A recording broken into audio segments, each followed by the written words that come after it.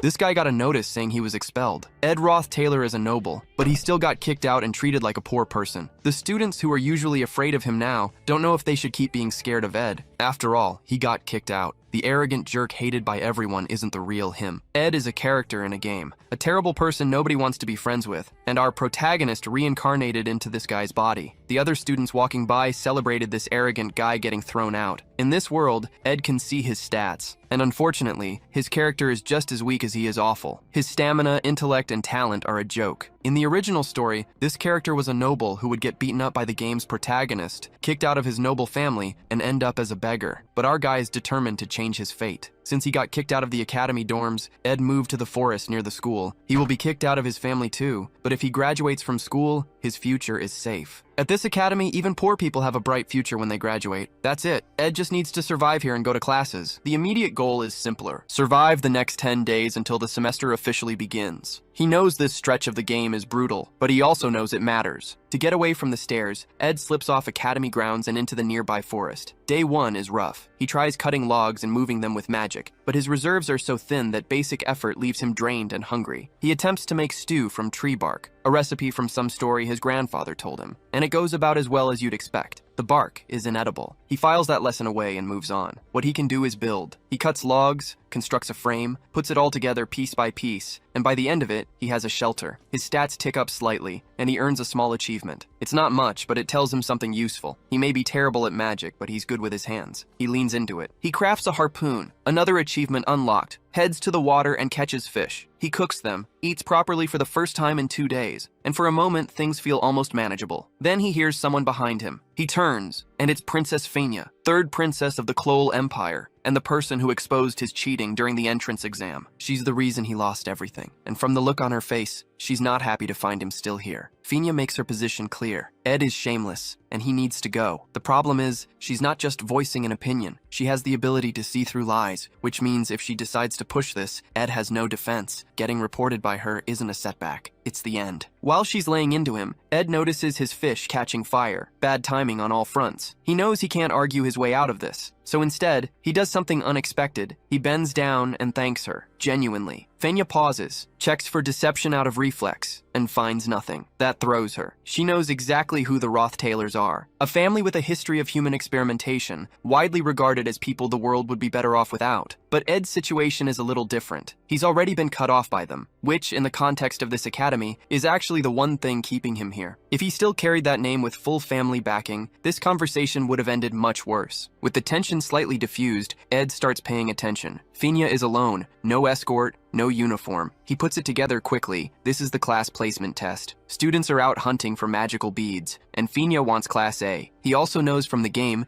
that she's going to struggle to find one on her own, so he offers to help. Fania immediately suspects a trap. Ed stays calm and gives her something simple. If he's lying, she can have him expelled on the spot. She has nothing to lose by listening. He tells her exactly where the third bead is, under Marilda's guardian tree, in the middle of the island. She goes. She finds it, exactly where he said it would be. That unsettles her more than anything else. 3 days ago, Ed was a cheater caught red-handed. Now he's handing her accurate information with no apparent angle. She doesn't know what to do with that. The next day, the placement results come in. Professor Glast collects the beads and makes quick work of the students who came back with the wrong items, magical eggs and the like. Class F, no discussion. He explains that the real beads carry no magical signature, which is precisely what made them hard to find. 2 were recovered by Jix and Lortel, the story's main protagonists. Then Glast points to the student who retrieved the third, the one from the guardian tree, and names them top of the class. Meanwhile, Ed is back by the river building a fishing rod from scratch. Another achievement unlocked. And while he works, he thinks through what he actually just did. Fania's ability to read people didn't come from nowhere. She grew up surrounded by flattery and manipulation, and she got so good at cutting through it that eventually no one could fool her. That same skill, though, made her life lonelier. In the original game, she fails the placement test, grinds through the consequences, and earns the title Princess of Love through sheer effort and integrity. Not status, not shortcuts. Ed knew all of this. He also knew that telling her where the bead was would technically help her pass, but would quietly destroy the story he's depending on. If the timeline shifts too far,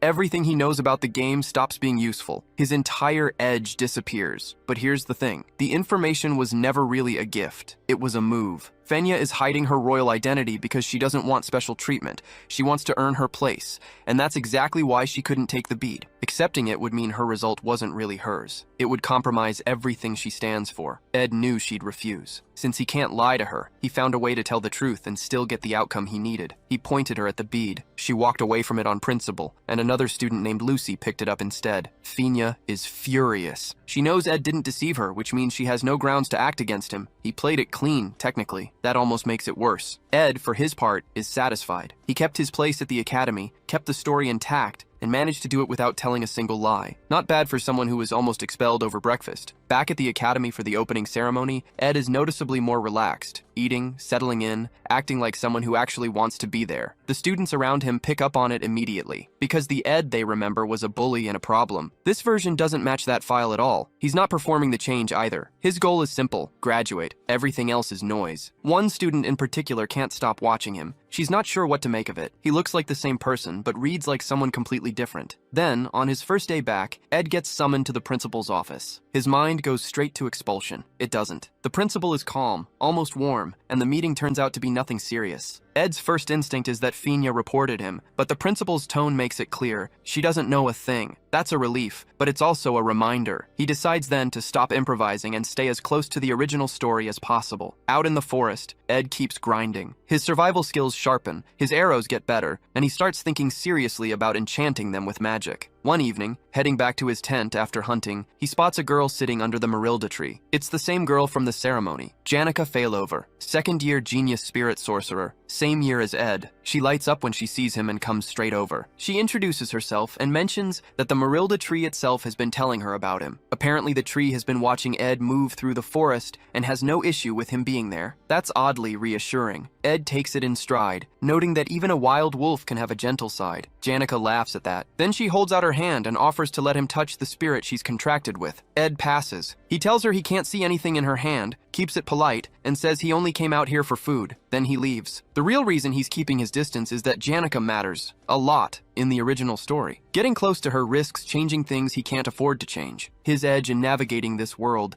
depends on the story going the way he knows it will. Behind him, Janica calls over her spirit companion, a wild wolf named Marilda, guardian of the forest. She leans against it and thinks out loud. Ed is exactly as interesting as Marilda described. He barely gives her more than one-word answers, but somehow that makes her more curious, not less. She's already decided this isn't their last meeting. The next morning, Ed is in a full sprint to not be late. His shelter is nowhere near campus, so every morning is a small logistical problem. But the effort is paying off. His stats keep climbing. He handles everything himself. Chores, laundry, rationing supplies. The scholarship isn't optional. It's the plan. Janica, meanwhile, has apparently made watching him part of her morning routine. When Ed finally clocks her, he stops and demands to know why she keeps following him. He reminds her, with full seriousness, exactly who she's dealing with. Ed Roth Taylor, the most dangerous, most notorious person at the academy. Ed tries to keep Janica at arm's length, but she makes it difficult. She tells him she doesn't form opinions based on what other people say. She'd rather judge him for herself. It's a reasonable position. Ed just can't afford to take it seriously, because he knows something she doesn't. Janica isn't just a friendly face. She's the final boss of Act 1, and no matter how warm she seems right now, getting close to her is a risk he's not willing to take. Still, the pressure of his situation eventually wins out, and Ed breaks his own rule. He asks her for a favor. Janica lights up, clearly expecting something meaningful. Then he asks for money, and the warmth drains right out of her face. This is Janica's one real vulnerability, and Ed knew it going in. She comes from nothing, and her scholarship is the only thing keeping her at the academy. Asking her for money wasn't just awkward. It was asking her to give up something she can't spare. She apologizes quietly and walks away, and Ed is left with the particular discomfort of being technically right and still feeling like he did something wrong. 3 days later, out hunting, he's still thinking about it. He regrets the ask, but the logic holds. The further he stays from the key characters, the safer the original storyline is. That's the priority. He has to keep reminding himself of that. Then he gets back to his tent, lifts the curtain, and finds Lucy Marcel asleep inside. Lucy Marcel, rare genius, most powerful mage at the academy, and apparently someone who treats other people's campsites as a personal napping spot. She wakes up and immediately complains that he's being too loud. When Ed demands an explanation, Lucy just points behind him. Calm as anything, she tells him a spirit is trying to reach him, one that wants him to save Janica no matter what. Ed turns around and sees absolutely nothing. He's frustrated, ousted from his own tent by someone who walked in uninvited and is now delivering cryptic messages on behalf of entities only she can perceive. perceive, and the problem doesn't stop there. Lucy, it turns out, has been using his camp as a regular retreat, somewhere to skip class, eat his supplies, and sleep undisturbed. She ignores everything he says. She takes the bait right off his snare traps and eats it without a second thought. There's no reasoning with her, no leverage, and as a player, he knows there's no recorded strategy for dealing with her in combat either. So Ed goes looking for a different angle. He digs through his memory of the game guides, the obscure details most players skim past, and finds exactly what he needs. He mentions casually that he spotted maids from Ophalos Hall looking for her. Lucy goes completely still. Then she remembers something urgent, makes a vague excuse, and disappears into the air. Just like that, Ed exhales. It turns out that Lucy Marcel, undefeated mage, has exactly one weakness: the dormitory maids assigned to look after her. She runs from them every time. It's not in any combat guide, it's buried in the lore, and Ed is quietly very pleased with himself for knowing it. He's confident her brief stay won't have shifted the story in any meaningful way. He got rid of her fast enough. The original timeline is intact, though he does notice with some mild concern that outmaneuvering these situations is starting to feel a little satisfying. He doesn't have long to sit with that thought. The first major quest arrives: Joint Combat Training. It's a mock one-on-one exercise with reduced lethality weapons. And more importantly, it's the moment the game's main cast all end up in the same place for the first time, including Taylor, the failing swordsman, the one the whole story is actually built around. Ed already knows how it plays out. The first-year main characters win their matches, Taylor wins his. None of it surprises him. He watches with the detached calm of someone who's already seen the ending, until he spots Janica. Janica shows up again with the same energy as always, completely unbothered by the fact that Ed has been trying to shake her off for days. Watching her refuse to take a hint, Ed privately wonders if she belongs to some dog family, the same way Lucy belongs to a cat one. The wandering, the clinging, it tracks. She means well, so she shows him the match list. Ed doesn't bother looking at it until she mentions his name is on it. Then he grabs it. The problem is that in the original story, Ed Roth Taylor gets expelled before this quest ever happens. He was never supposed to be here at all. He scans the list fast, looking for his opponent, but before he can fully process it, the main event starts. Taylor versus Lucy Marcel. Ed sets the list down. Whatever else is going on, he's not missing this. He spent hundreds of hours playing through this game with Taylor as his protagonist. Inhabiting a side character's body doesn't change that. The attachment is still there, and he wants to see the moment play out the way he remembers it. Taylor reading Lucy's spells, catching her off guard, and becoming the first person to ever beat her. Lucy overreaches with intermediate lightning magic,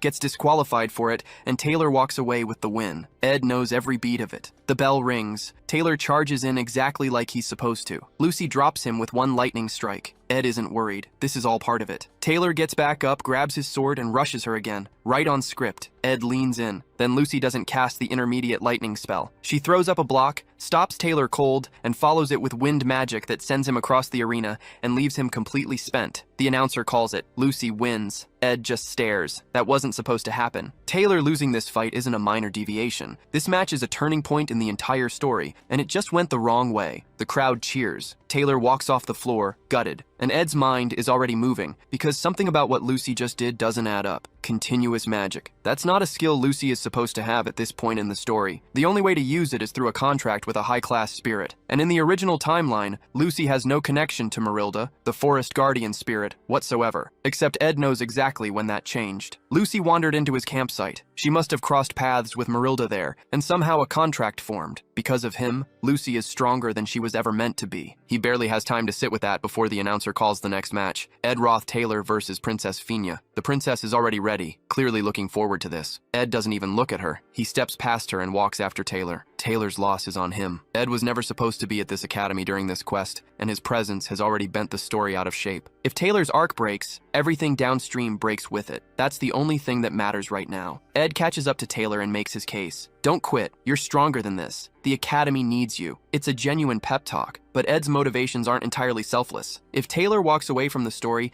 Ed's own chances of surviving this game get a lot worse. He's rooting for Taylor, yes. He's also rooting for himself. Meanwhile, there's something worth understanding about Princess Fina. Her judgment ability didn't come from divine favor. She built it herself, piece by piece, surviving the political minefield of the imperial family. Years of watching people lie to her face will sharpen anyone's instincts. It's less a gift and more a scar that turned useful, and because she earned it the hard way, she trusts it completely, which is exactly why Ed is a problem for her. Before the match, they exchange pleasantries. He tells her to go easy on him, she says the same. The crowd, meanwhile, has already made up their minds about Ed. In the original story, he bullied Taylor and then turned around and cheered for him, which reads as exactly as hollow as it sounds. Ed doesn't argue the point. He knows the character he's inhabiting, and the reputation fits. Then the match starts. Fenya opens with a water ball. A test, really. She expects him to dodge, maybe counter with fire or wind. Instead, Ed just stands there and takes it. Then he quietly concedes the match and walks off. The crowd goes wild for Fenya and absolutely buries Ed, calling him worse than Taylor. He thanks her for the duel and leaves without a word. The forfeit is deliberate. Fenya matters to the story, and Ed has no interest in disrupting her arc. He's already moving on looking for Taylor, because in his mind, Taylor is the one who actually needs to be protected right now. But Fenya doesn't let it go. She follows him out of the arena alone, no escort, slightly out of breath, and confronts him directly. She wants to know what he's actually doing. She saw that he had no intention of winning, that he just wanted off that stage as fast as possible, and she can't make sense of it. The frustration spills over into something more personal. She's exhausted by her classmates, the professors, the servants, all of it. Ed's behavior is just the latest thing she can't read, and it's getting to her. Ed steps closer, puts his hands on her shoulders, and tells her to calm down. The breathing exercise works. Fenya's frustration slowly drains out of her, and once she's calm enough to notice how she'd been acting, she apologizes to Ed. Ed clocks that she's settled down and starts looking for an exit. He still needs to find Taylor, but Fenya isn't done. She opens up about life in the royal palace. The constant politics, the scheming, the weight of never being able to just exist without calculating every move. It's clearly been grinding her down for a long time. Even after getting that off her chest, she circles back to Ed. She wants to know why he targeted Taylor, and her theory is sharper than he'd like. She wonders if Taylor's troubled background made him a convenient target, someone Ed could use to get himself disowned from his own family. She's not entirely wrong. Ed knows it. He pretends otherwise. It's not the right moment to explain, and explaining would only make things messier, so he keeps his answers vague and his expression unreadable. That works about as well as expected. Fenya pushes harder. She wants to know how someone who bullied Taylor and tried to get him expelled is now apparently in his corner. Ed keeps dodging. She gets angrier, but without anything concrete to pin on him, she lets him go, suspicious and unsatisfied. Then, at the door, Ed pauses and turns back. He tells her that yes, she needs to navigate the politics, but she also needs to rest. The academy isn't the palace. She doesn't have to be on guard every second of every day. Fenya doesn't quite know what to do with that. No one at the academy, or anywhere really, has looked at her clearly enough to say something like that. It catches her off guard, and it stays with her after he's gone. Ed knows those words probably landed harder than intended. He doesn't linger on it. He keeps moving,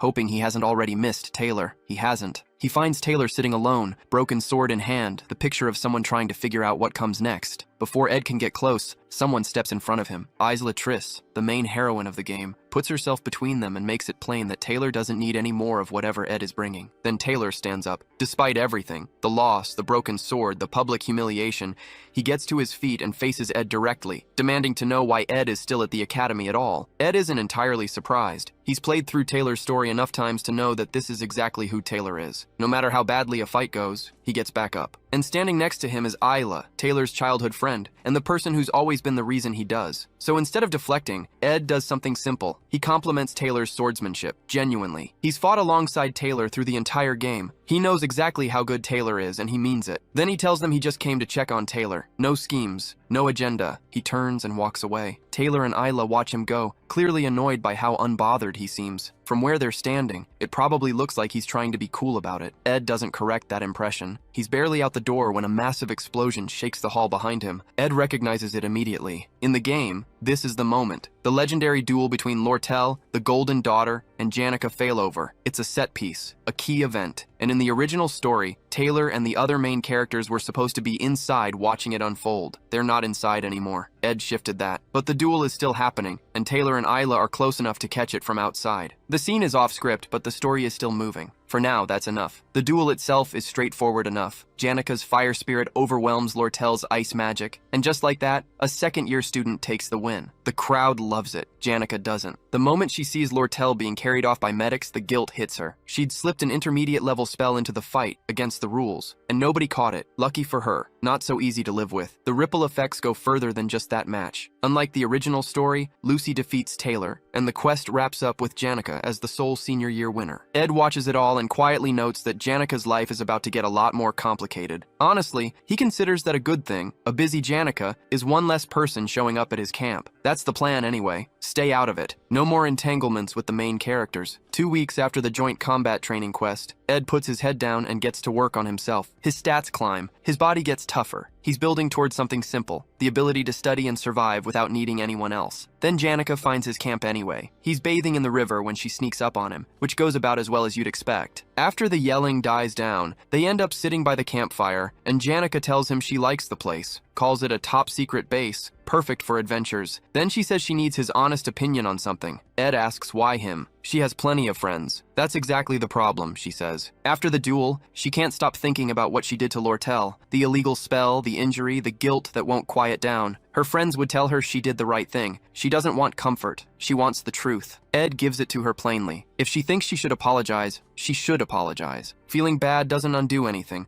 and neither does having people take her side. The mistake already happened. Janica smiles at that, genuinely. She tells him it's a relief to hear someone just say it straight. Then she gets a little more thoughtful and mentions she's noticed how different Ed seems from last year. She remembers the time he asked her for money. Most people in that position would have been visibly desperate. Ed wasn't. Something in how he carried himself told her to keep her distance, and she'd found that quietly fascinating ever since. She tells him she likes him, that she wishes more people were like him. For Ed, it's a strange thing to hear, but not unwelcome. The next morning, the universe reminds him why he doesn't get comfortable. Lortel is following him around the academy. He ignores her. She keeps going. He knows exactly what this is. The Failed Swordsman of Sylvania is the kind of game most players never finish. Bad endings come early and often. Wrong choices, failed saves, heroes broken or killed before the story can reach its real shape. Lortel is part of that architecture. In the early game, she reads as a villain, and most players treat her that way. Her actual role only becomes clear much later, and by then it's usually too late. Ed isn't most players. He knows what she is, and he knows what following her lead could cost him. So he makes a decision. Don't play along, don't get pulled in, and watch every step carefully from here. Lortel tries a different approach. She steps directly into Ed's path, smiles like she's never had a bad thought in her life,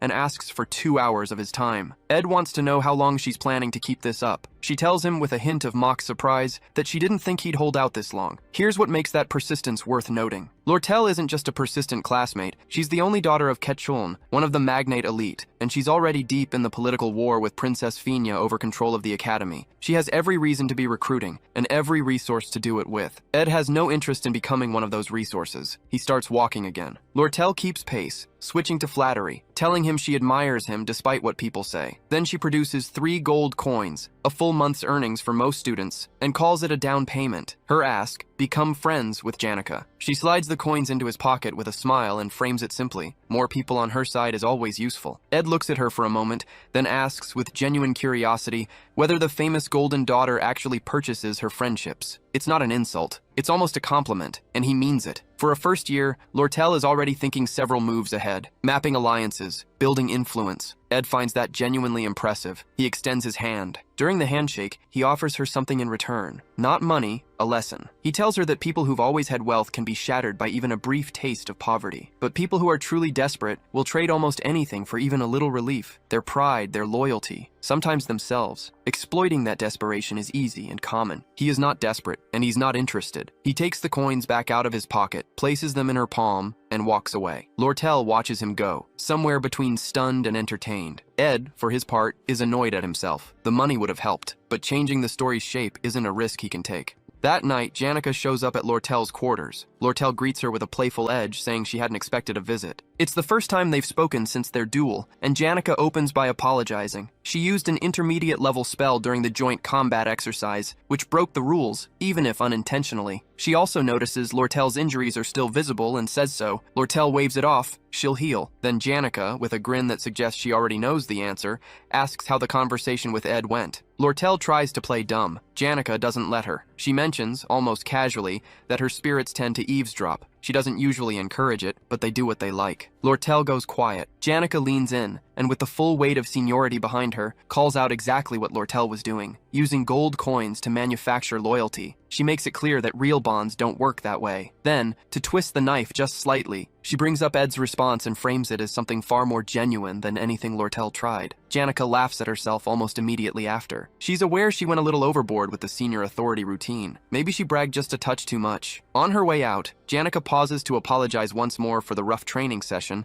then adds that she's determined to reach the level where she can summon a high-tier spirit herself. She just needs to keep pushing. Lortel watches her go and turns it over in her mind. She's starting to see Janica more clearly. The cheerfulness isn't a front exactly, but it's armor, a way of moving through a world that isn't particularly kind without letting it show. and yet something about Janica right now feels off, like she's carrying something she hasn't put down yet. Meanwhile, Ed is back at camp doing laundry when a sudden gust scatters everything. The culprit is Belle Maya, senior maid of Sylvania's Awfulest dormitory, the same woman who once threw him out. She takes in his current setup and, to her own apparent surprise, admits she's pleased with what she sees. That's high praise from someone whose dormitory holds perfection as a baseline standard in everything from cooking to cleaning. Ed barely hears it. His eyes have gone straight to the basket in her hands, packed with premium ingredients she pulled from the forest herself. Belle notices him staring and tells him not to be shy about asking. So he asks for the basket, directly, no preamble, and she hands it over. He puts it to work immediately, crafting tools, preparing food, building out his supplies. By sunset, he's sitting with the results of a genuinely productive day, and for a moment things are quiet. That moment ends when something falls out of the sky and takes his entire tent with it. It's Lucy. Ed is furious in the specific way a person gets when they've almost died, and also lost something they built with their own hands. He demands to know what happened, and Lucy explains. Belle Maya had been in a mood, caught her skipping class that morning, and Lucy panicked and teleported to the first safe place that came to mind. His camp paid the price. She shows no particular guilt about this. Instead, she asks if he has any beef jerky. Ed smacks her on the head. What surprises him is that she doesn't block it. No reflex, no spell, nothing. Lucy admits she's completely out of magic, which means for once she has no leverage whatsoever. Ed decides to make the most of it and gives her a proper lecture, both for the camp and the skipped classes. Later, he's at the library, working through books on construction, real wood frame building, structural planning, surface finishing, roofing. He's thorough about it. So thorough that he nearly misses closing time, and is still packing up when a girl approaches and comments warmly on how seriously he's been studying. Ed assumes she's a librarian apprentice and apologizes for staying late. She waves it off and says watching someone that focused actually makes her want to work harder. She introduces herself as Elka Iceland, first year in the Faculty of Magic. Then Ed gives his name, and she goes still for just a second. He's used to that reaction. His character's reputation tends to arrive before he does. But Elka recovers quickly and says he seems nothing like what she's heard. She's genuinely impressed that he worked through advanced elemental studies texts at all,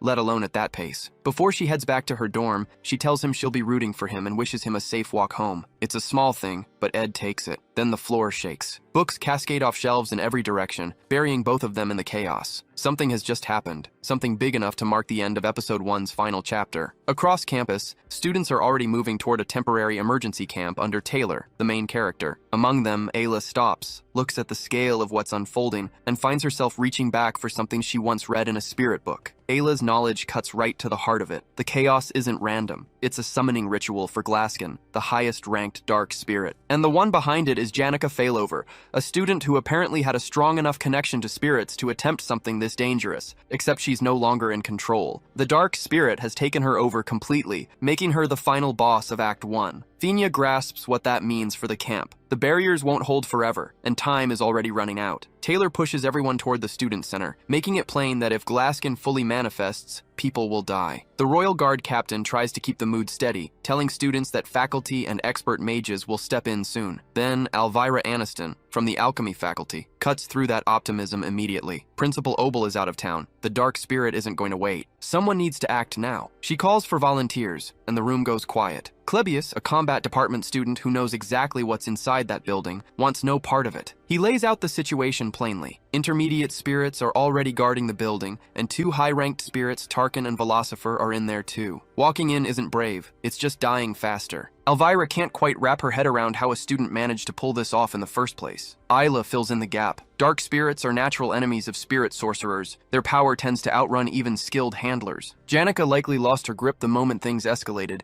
and now Tarkin and Velocifer are using her abilities to bring Glaskin through. Who's actually directing them, though, remains an open question. While the debate drags on, Jix cuts it short. He points out that every second spent arguing is a second wasted, and that Fenya is the only one who can actually make the call. Everyone looks to her. Fenya takes a moment, and Ed's earlier words about the weight she carries seem to sit with her as she thinks. Then she gives the order. Top students from each year, plus the Royal Guards. 1 hour to prepare. They go in, free Janica, and shut down the summoning before Glaskin arrives. She takes full responsibility for whatever happens. Then a student runs up, breathless. The teaching area residents can't help him. They're already holding the line at Audrey Hall, protecting the potion archives. Fenya asks if there's anyone else. Before she gets an answer, another student reaches her, a frightened girl, trembling. There's an emergency in the library. Elka, the librarian apprentice, is trapped inside, along with a sophomore student. Jix doesn't wait for context. He grabs the girl by the shoulders and demands to know if Elka is still in there. When she confirms it, he's already decided. Elka can't defend herself, and he's going to get her out. Finya stops him. Janica and the dark spirits are the priority, and Elka may not be alone. There's a sophomore with her. Jix isn't reassured. He doesn't know this student, and he's not about to trust a stranger with his best friend's life. Fenya asks the girl who the sophomore is. The girl freezes, visibly struggling to get the words out. Jix pushes her. Finally, in a shaky voice, she says the name, Ed Roth Taylor. The room goes still. Then the girl starts crying, apologizing through tears. She'd left early because Ed was staying late, and his presence had gotten on her nerves, so she left Elka to handle it. That's the whole story. Jix's worry turns into something sharper. Ed's reputation is not the kind that makes people feel better in a crisis, and the idea of leaving Elka alone with him, in a collapsing library no less, is not something he's willing to accept quietly. Fenya's suggestion, just trust Ed, relax, lands like a joke nobody was ready for. Everyone freezes. Jix does not find it funny. He's already moving. He launches into the air, cutting through dark spirits on his way to the library, screaming Ed's name. To understand why he's this worked up, you need to know where Jix comes from. He grew up alone on the northern prairies. No family, no memories of one. He survived by scavenging off corpses and selling deer meat. People kept their distance from him, and honestly, that was probably mutual. What changed everything was Elka. She was his first real friend,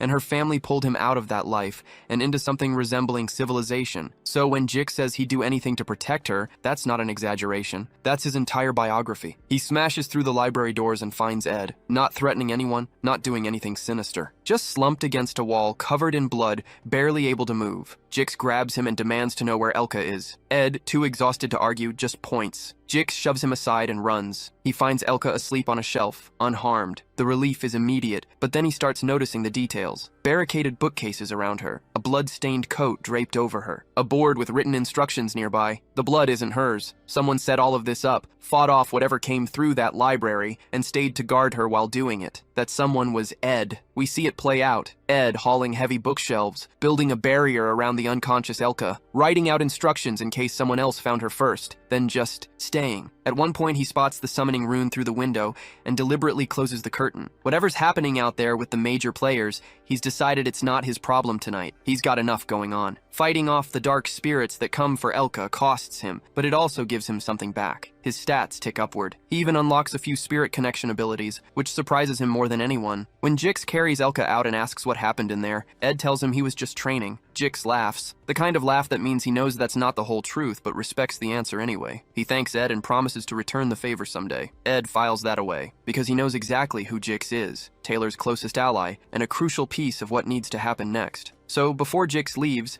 Ed tells him to find Taylor and follow his lead. Jix is surprised to hear Ed speak well of someone he barely interacts with, but Ed's reasons are practical. In the original game, Taylor only unlocks his slash element through a duel with Jix, specifically by cutting through Jix's magic. That moment is what makes Taylor capable of defeating Tarkin. Without it, the whole sequence falls apart. Jix takes the advice and heads out. Ed finally gets to sit down, and then it hits him. That duel between Taylor and Jix, the one that was supposed to happen before the Act 1 finale, hasn't happened yet. The friendship that was supposed to exist between them doesn't exist yet. Taylor hasn't learned the slash element. The timeline isn't just bending, it's breaking. Ed barely has time to sit with that thought before the scene shifts back to camp. Jix arrives with Elka, apologizing for being late. The team stops him before he can say anything else. It doesn't matter. They already tried to push through and they failed. The captain, the soldiers, several students, all injured, all pulled back. They don't have enough left to go at Tarkin again. The window is closing, and the one thing that could change the outcome hasn't happened yet. Ed shows up at camp and reads the room immediately. The ritual to summon Glaskin is nearly finished, and if no one moves now, the whole world goes with it. He knows getting involved means bending the storyline further out of shape, but letting everything burn isn't much of an alternative. So he makes the call. He's stepping in and he's taking point. The moment Ed Roth Taylor takes charge, the camp goes quiet. Everyone stares. Clebius breaks the silence by laughing. He thinks Ed is joking. Jix cuts him off and tells the group to actually listen. Ed lays it out. Janica is the real target, but she's being controlled by Philosopher, the darkness spirit. Tarkin, the fire spirit, is standing between them and her, and as they already found out the hard way, Tarkin's shell makes it nearly untouchable. The plan, split into two teams. One pulls Tarkin away, The other goes straight for Janica. Lortel pushes back. They barely survived the first encounter, and that was with luck on their side. She doesn't think they have what it takes to handle Tarkin a second time. Ed doesn't argue the risk. He just points out that removing Janica from the equation collapses Tarkin's power entirely. There's no cleaner path. Taylor volunteers for the bait team. Ed immediately redirects him to the combat group. Taylor's role in what comes next is too important to waste on a distraction. Ed slots himself, Lortel, and Klebius into the bait team. Neither of them takes this news well. While they're busy objecting, Princess Fenya steps in and settles it. She doesn't fully trust Ed, she says so plainly, but she trusts the plan. She divides the group herself. Taylor, Elvira, Jix, and Fenya go for Janica. Ed, Lortel, and Klebius draw Tarkin out. Her only order before they move is simple. Whatever happens, nobody dies. Ed's team reaches Nail Hall Corridor and finds Tarkin waiting, looking exactly as dangerous as advertised. Ed reminds them of the plan. Klebius looks like he's reconsidering every decision that led him here. He talks himself into it. Their job is just distraction. The other team handles the hard part. He charges at Tarkin,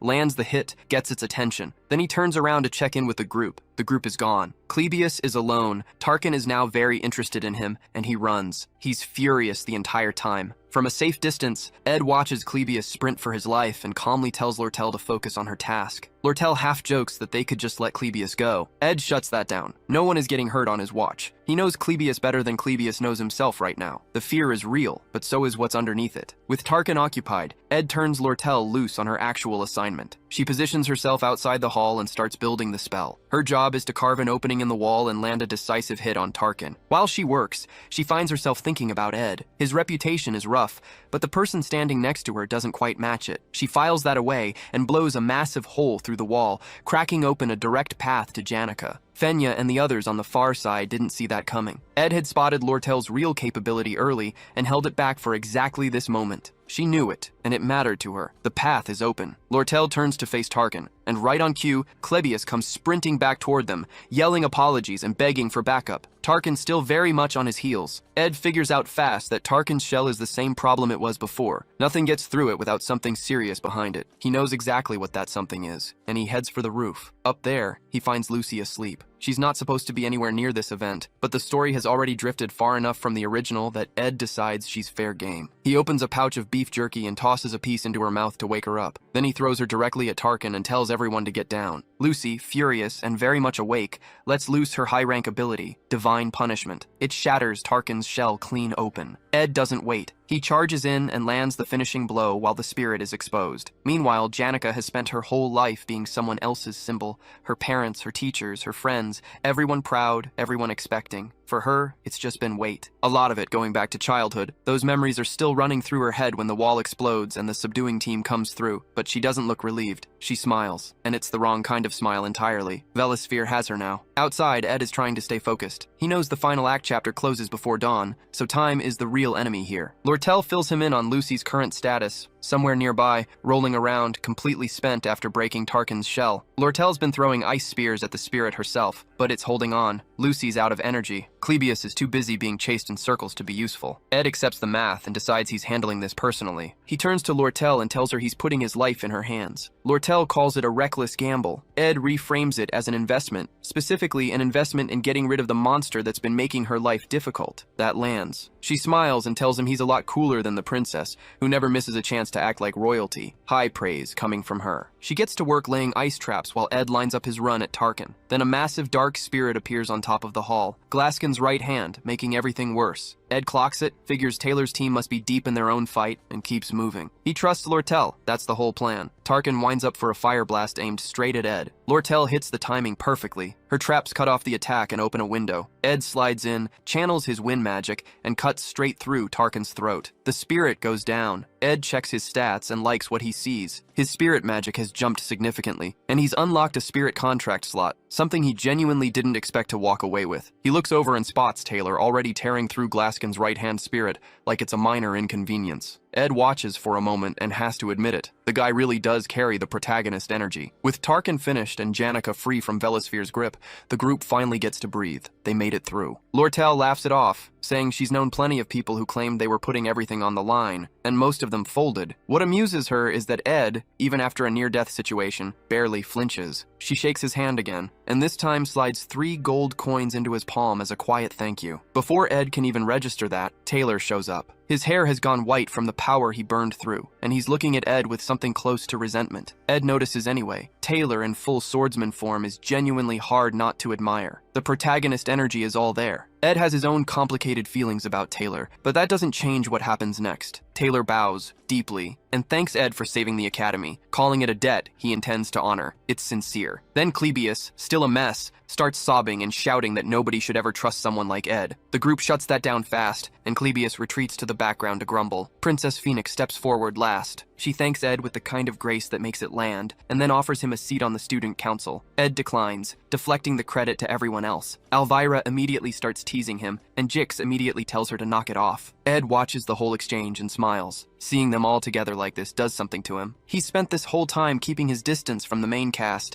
deliberately, carefully, and yet here they are, growing into exactly who they're supposed to be. Taylor hardening through every fight, Isla finding her footing beside him, Finya stepping into her role as a monarch, each of them moving along their own arc, right on schedule. Ed slips away from the group and heads to the hall to check on Janica. He knows the story may have bent a little, but his job hasn't changed. Stay in the background, keep the protagonists on track, let them shine. He finds Janica tucked inside a chest in the wreckage, bruised and hiding. When he brings the question back to the group, why did Janica snap? Lortel has a theory. She'd been in Janica's room. The walls were covered in letters and posts, the floor stacked with gifts from people outside the academy, all of them expecting great things from her. Lortel thinks the weight of it made Janica obsessive, compelled to respond to every single person, to honor every expectation placed on her. That's the crack Velisfer found. The dark spirit used that pressure to pull Janica under and turn her into a vessel for summoning Glaskin. Ed starts working backward from there. During the joint combat training, Taylor was supposed to beat Lucy and build his reputation, but he lost. That loss made Janica the story. She was the senior who took down a first year, and suddenly everyone was watching her, waiting for her to keep proving it. He thinks about Lucy and Janica both forming spirit contracts. Lucy had time in the forest, real time, building a genuine bond. Janica didn't have that, and Ed knows why. He was in the forest. He shifted things without meaning to, and Janica paid for it. When he finds her, Janica tells him she feels forgotten. After everything that happened, after all of it, no one came looking. She thought they would. Ed sits with her and manages to get a small laugh out of her. She tells him she didn't expect him to find her this fast. She just wanted a little more time to herself before she completely fell apart. That gets to him. Ed tears up too. He thinks back to Marilda, the spirit wolf, telling him to save Janica someday. He understands now what that meant. Not the battle. This. Everyone else in Janica's life has been a source of pressure, expectations, gratitude, performance. Ed kept his distance, and somehow that made him the one person she didn't feel she had to perform for. The rest of it comes into focus too. Janica rushed a contract with a high-rank spirit because she felt she had to. She was studying every night, replying to every letter, holding herself together for everyone watching. And when she finally reached for something beyond her, it broke. Velisfer was waiting right there. She met every expectation from the outside. Inside, she was barely holding on. Ed looks at her, someone who worked that hard and still ended up here, and finds it both painful and quietly beautiful. He tells her she worked hard, just that, and he means it. Outside, the other main characters are being celebrated. Inside the hall, it's just Ed and Janica, and his words finally break through. She starts crying. Then something Ed didn't expect. Every one of Janica's spirit companions materializes in the hall around them. He's watched this scene play out countless times in the story, and he has never seen them before, not once. Seeing them now tells him something has shifted. He's not just observing anymore, he's actually inside the moment. The game registers it too. Ed's stats climb and he hits level 10, which unlocks the ability to see spirit animals seeking a bond. The high-rank spirit wolf, the one that's been circling his story from the beginning, makes its interest known. They form a contract. 10 days later, Janica stands before her disciplinary committee. She owns her mistakes and says she'll take whatever punishment comes. But she doesn't have to stand there alone. Her friends, her teachers,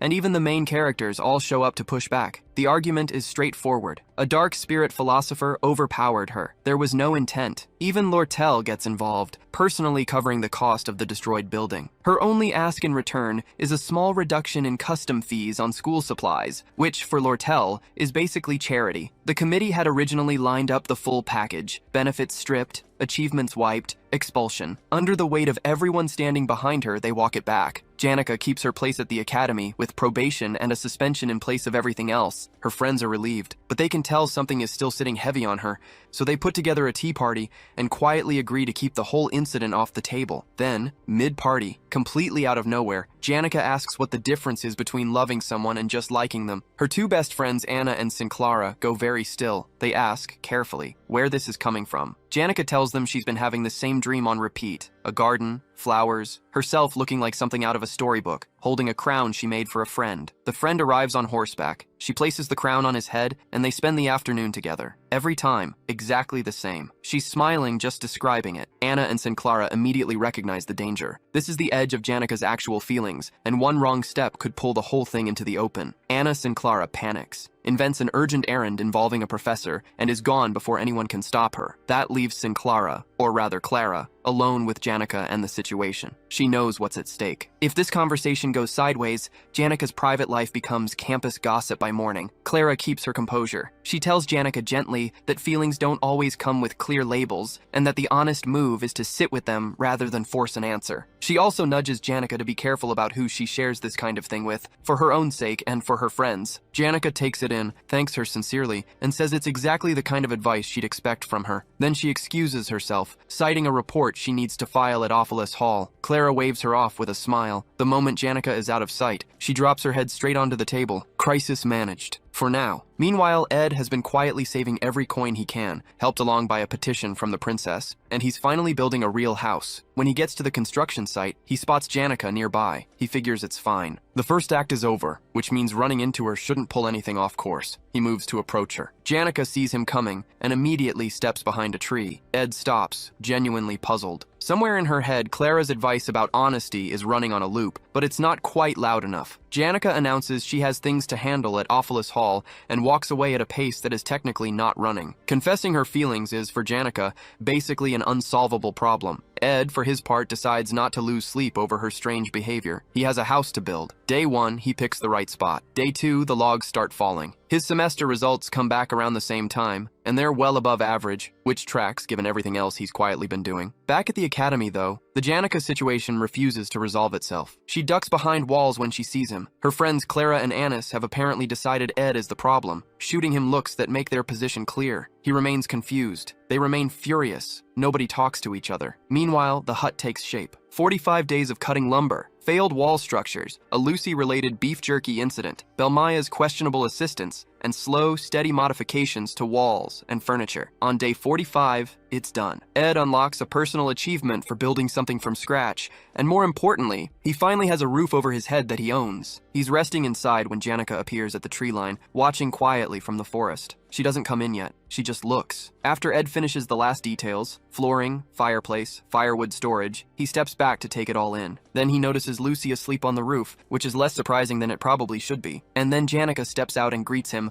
like she didn't just spend weeks hiding from him. He asks, reasonably, how she found a remote campsite in the middle of the forest. She tells him a maid described the hut as a masterpiece, and she had to see it herself. She wanders around it, saying exactly that, out loud, more than once. Ed asks if the spirits tipped her off, given how new the place is. Janika goes a little red. She admits they did mention it, but apparently the spirits were less focused on the hut and more focused on how Ed looked while building it. She laughs it off and says she just wanted to check on him. Ed smiles and invites her in. She follows, still blushing, and immediately forgets to be awkward once she sees the inside. Sitting by the fireplace, she opens up, grateful for everything Lortel and her friends have done, but already anxious about how to pay it back. Ed tells her not to carry that weight, especially when she can't afford to. He's seen where that road goes. The Dark Spirit incident wasn't random. It came from her taking on responsibility that wasn't hers to take. Moving to Ophelis Hall with 8 others won't break the cycle of envy and expectation on its own. He keeps that part gentle, but he means it. Before she leaves, he tells her she's welcome at the hut anytime, whenever she's lonely or needs somewhere to breathe. She smiles at that, genuinely, and tells him the same goes for her door. Ed smiles back, then quietly sighs at the word overwhelmed, because he knows exactly what's coming. Second semester, Act 2. The Sage's sealed grimoire, a record of advanced, dangerous magic, is about to surface, and when it does, it'll threaten to consume the entire academy. He thanks Janika for the offer and keeps the rest to himself. His plan hasn't changed. Stay on the sidelines, let the main characters do what they're built for,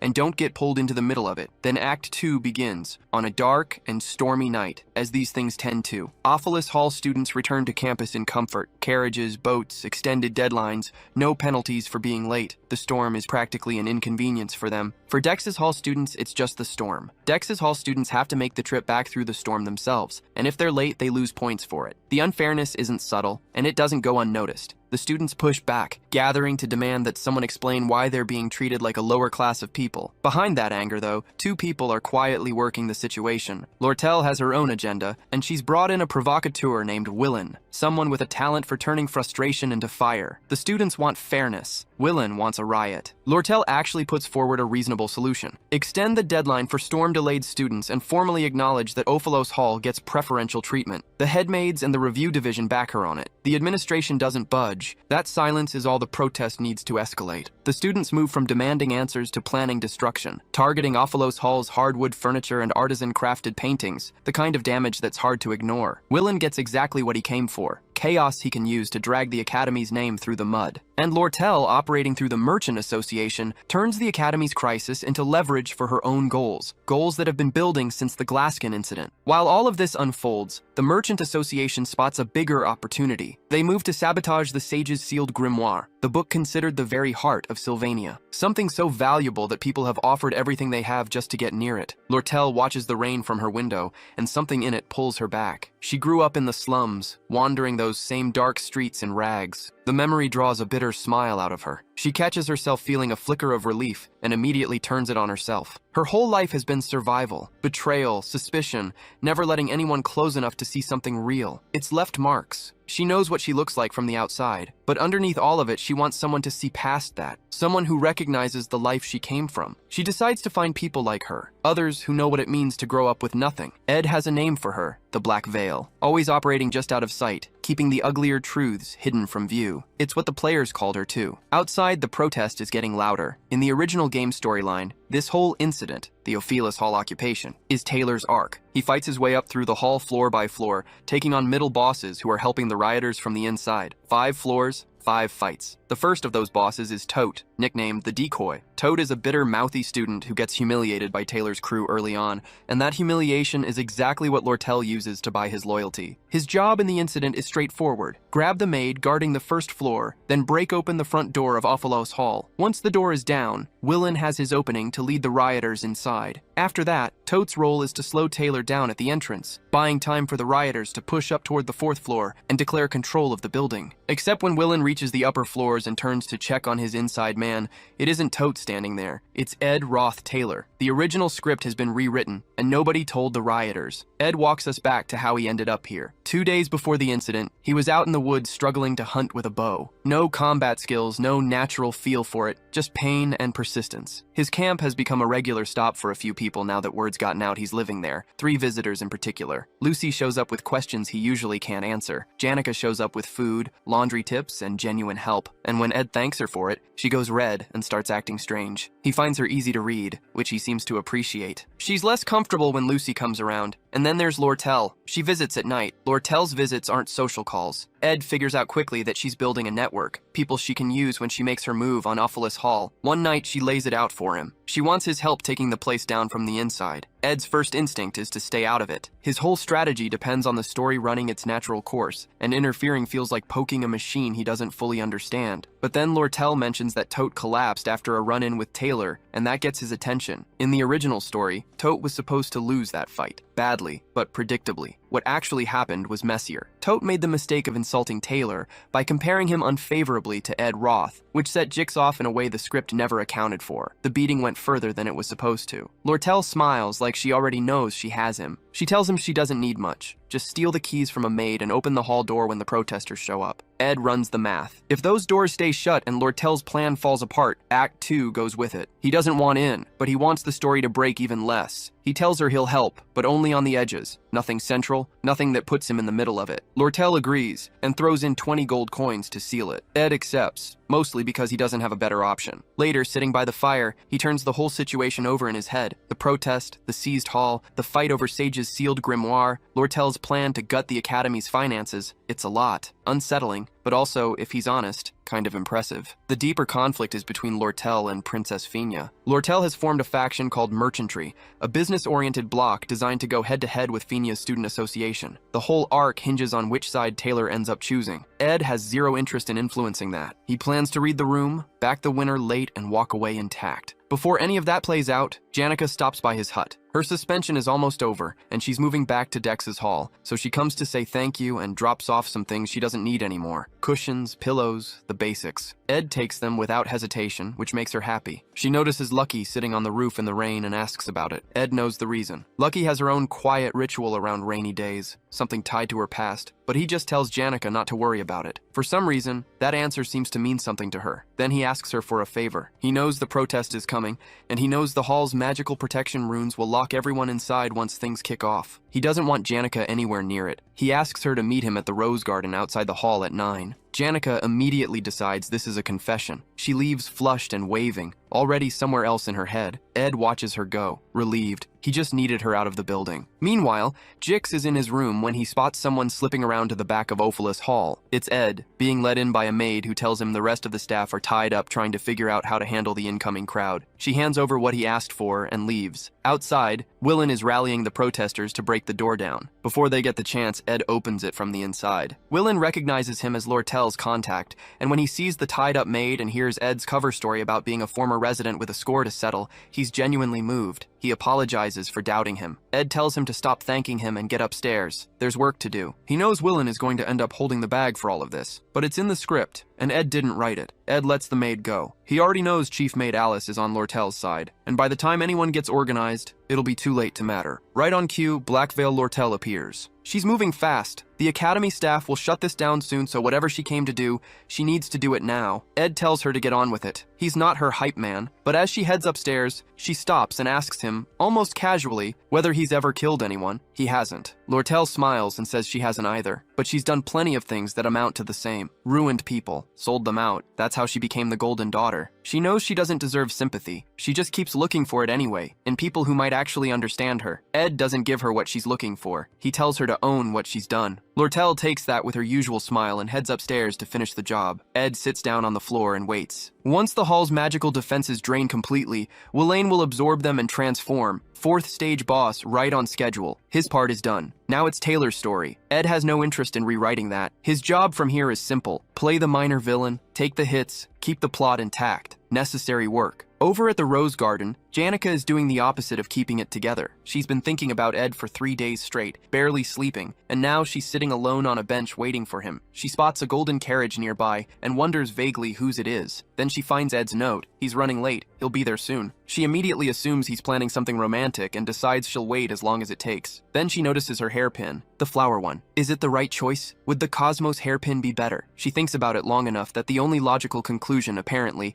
is to run back to her hall and swap it out. Marlita the spirit wolf already told her other girls have been visiting Ed's hut, which has been quietly eating at her, but none of that stops her from caring about the hairpin. Outside Ophelis Hall, Taylor arrives with Elvira and Isla. The open gate and the trail of footprints tell them everything. Elvira doesn't wait for a full briefing. The thought of her belongings getting touched is enough. She's already moving. Taylor and Isla go after her, less out of solidarity and more out of concern for whoever she might incinerate. They get through the door and find Ed Roth sitting calmly in the middle of the hall. Taylor asks the obvious question. He looks around at the state of the place, and the answer becomes clear before Ed even opens his mouth. Ed is here to block them. He says as much. Elvira steps up immediately, confident that her magic makes this a short conversation. Ed tells her she's still a rookie. She doesn't take that well. Taylor moves first. Ed redirects him with a wind spell, throwing rubble into his path, then cuts the chandelier loose from above. It comes down hard, clips the wall, and sends Taylor to the floor. Somewhere deeper in the hall, Klebia is sitting in a room by himself, flinching at every crash, convinced that whatever's happening out there is about to become his problem. Out in the hall, the three of them are struggling to get anywhere near Ed. His wind magic keeps cutting off their angles, and when Elvira tries to push forward, a wind blade passes close enough to stop her cold. The near miss costs her. Her bag hits the floor and her spells scatter, and the moment she turns to grab them, Ed walls off the whole pile with fire. Just like that, her inventory is gone. He's not reacting to the fight, he's directing it. Every spell placed, every position forced. Ed is running this like he already knows how it ends. Elvira, realizing she's been completely outmaneuvered, turns her frustration toward Jix. They were told Ed was manageable. They were wrong. And the more she thinks about it, the clearer it gets. Ed has figured out the Academy's core weakness. Students who train with tools and elixirs, but never develop actual combat instincts. Elvira can see it in herself. She dismissed rings and necklaces as inconvenient, leaned entirely on her spells, and walked in here confident. The chandelier, the firewall, the bag. Ed targeted exactly that overconfidence, step by step. The top alchemy student of the first years is standing in a hallway with nothing to work with. Furious, she throws a spirit bead to the floor and summons a spirit rabbit. She coats it in a fire-resistant formula, and whatever the rabbit was before, it isn't that anymore. It's a weapon now. Across the hall, Ayla and Taylor are pinned behind Ed's firewalls. Ayla tries water magic to douse the flames, but the walls are laced with wind. Anyone who gets too close gets cut. Taylor keeps pulling her back, shielding her from the blades. Ayla knows her theory, and she can cast, but Ed's precision keeps them exactly where he wants them. Elvira calls out to Taylor, "Can he take Ed if he gets close?" She doesn't wait for an answer. She sends the rabbit in. The creature charges, and it's enough of a threat that Ed has to deal with it. Taylor uses the opening to push forward, and while both of them have Ed's attention, Elvira runs straight through the firewalls toward her scattered items. She takes hits, narrowly avoids spells, and gets there anyway, dropping to her knees and gathering her things with a relief she doesn't bother hiding. She's back in the fight, or so she thinks. Ed flings a wind blade at her while still managing the rabbit, and Elvira, confident now, closes her eyes and casts a release magic spell. It unravels every active spell Ed has running, reducing his magic to inert reagents and locking him out entirely. The rabbit dissolves. The firewalls drop. Ed has nothing left. He runs. Taylor goes after him up the stairs, and at the top, Ed kicks over a bucket of fire oil he'd left there. The flames spread fast, and for a moment the group hesitates. One hallway fire is manageable, but this could take the whole building. Taylor decides it doesn't matter. He uses an elemental slash to cut through the flames and keeps moving. Behind him, Elvira stops. She's looking at the hall, the carpets are gone, and every window is open. Ed set this up, not to trap them, but to contain the damage. He made sure the fire couldn't spread. She opens her mouth to call out to Taylor. Too late. Taylor reaches Ed. Ed raises his bow and shoots past him entirely. The arrow aimed straight at Ayla. The arrow wasn't aimed to kill, it was aimed to distract. Elvira catches it mid-flight and immediately clocks what's wrong. The tip is wrapped in cloth. This wasn't an attack. It was a signal. She shouts a warning to Taylor, but he's already committed. He reaches Ed and swings. Ed blocks with his bow, buying himself a few seconds, which it turns out is exactly all he needed. A sound from above settles it. Clebius has broken out of his room. The next phase is moving on its own now, and Ed's part in this is done. He exhales, steps back, and lets Taylor's elemental slash connect. The strike sends him into the wall, and that's the end of it. Everyone's left standing in the wreckage, trying to figure out what they just watched. Taylor hauls Ed up and demands an explanation. Elvira hangs back,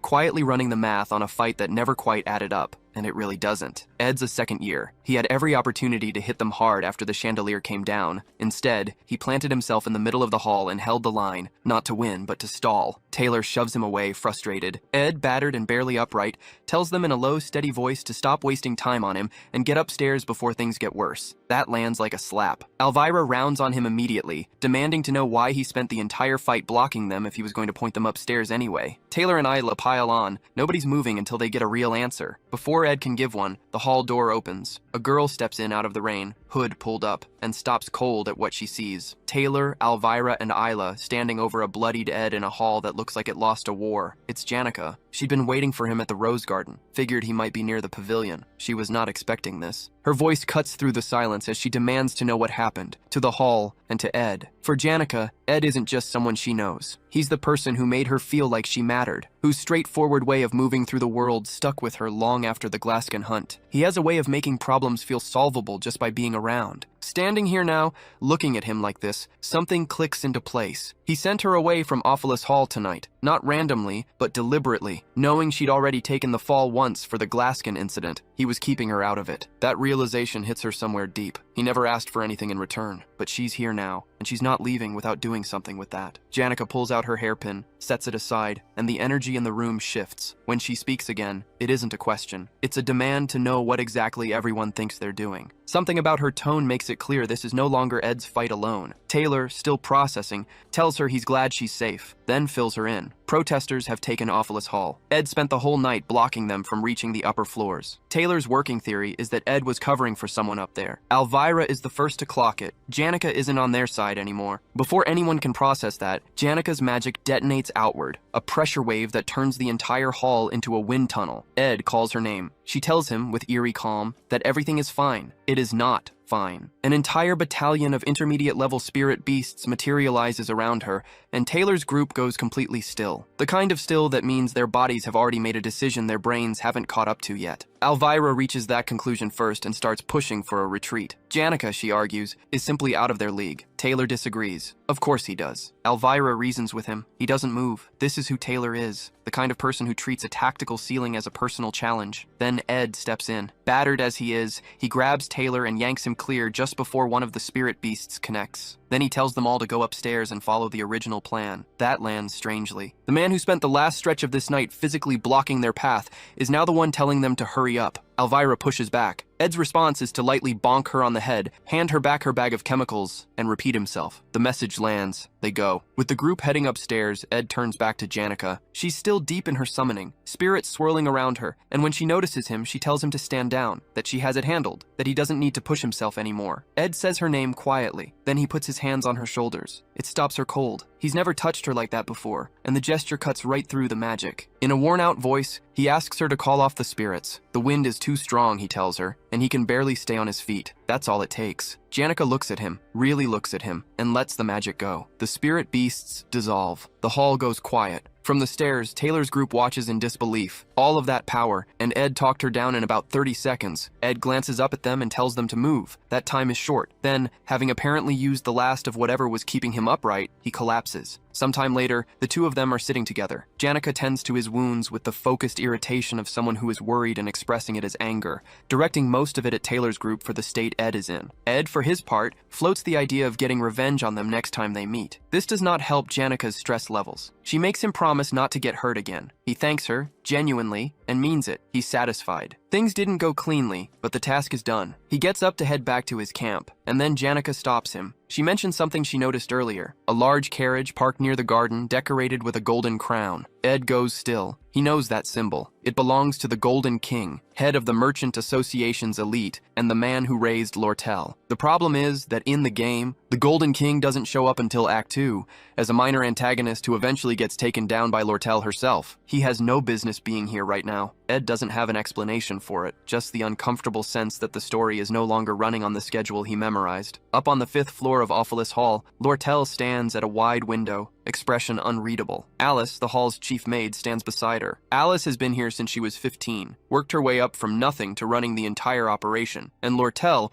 recognizing exactly what that kind of competence is worth, paid handsomely to secure her loyalty. Now Lortel is talking about Ed. She describes him as cold, someone who heard her out and turned away without a second thought. She frames it less as a complaint and more as a confirmation of something she already believed, that people in her experience tend to disappoint. The gold is handed over without ceremony. Lortel frames it as gratitude, but what she's really buying is confirmation that Alice sees the world the same way she does. Someone who trades values for coin, a kindred spirit, in Lortel's estimation. Her mind drifts briefly to where that worldview was forged. The slums, daily survival, betrayal as background noise. It's the lens through which she reads everyone, and it's the lens that shaped her into what she is now, a hidden villain working from the inside. Her current move is to funnel berserker defense magic to Willen's group on the 4th floor and let Awfulest Hall tear itself apart, students included. Confident the pieces are in place, she walks with Alice toward the storage room. As far as Lortel is concerned, the loyalty is locked in. Then Alice draws her sword and puts it at Lortel's throat. Her aura drops like a weight on the room. She makes herself clear, she is nothing like Lortel. The words land harder than the blade. For someone who has spent her entire life reading people and pricing them accordingly,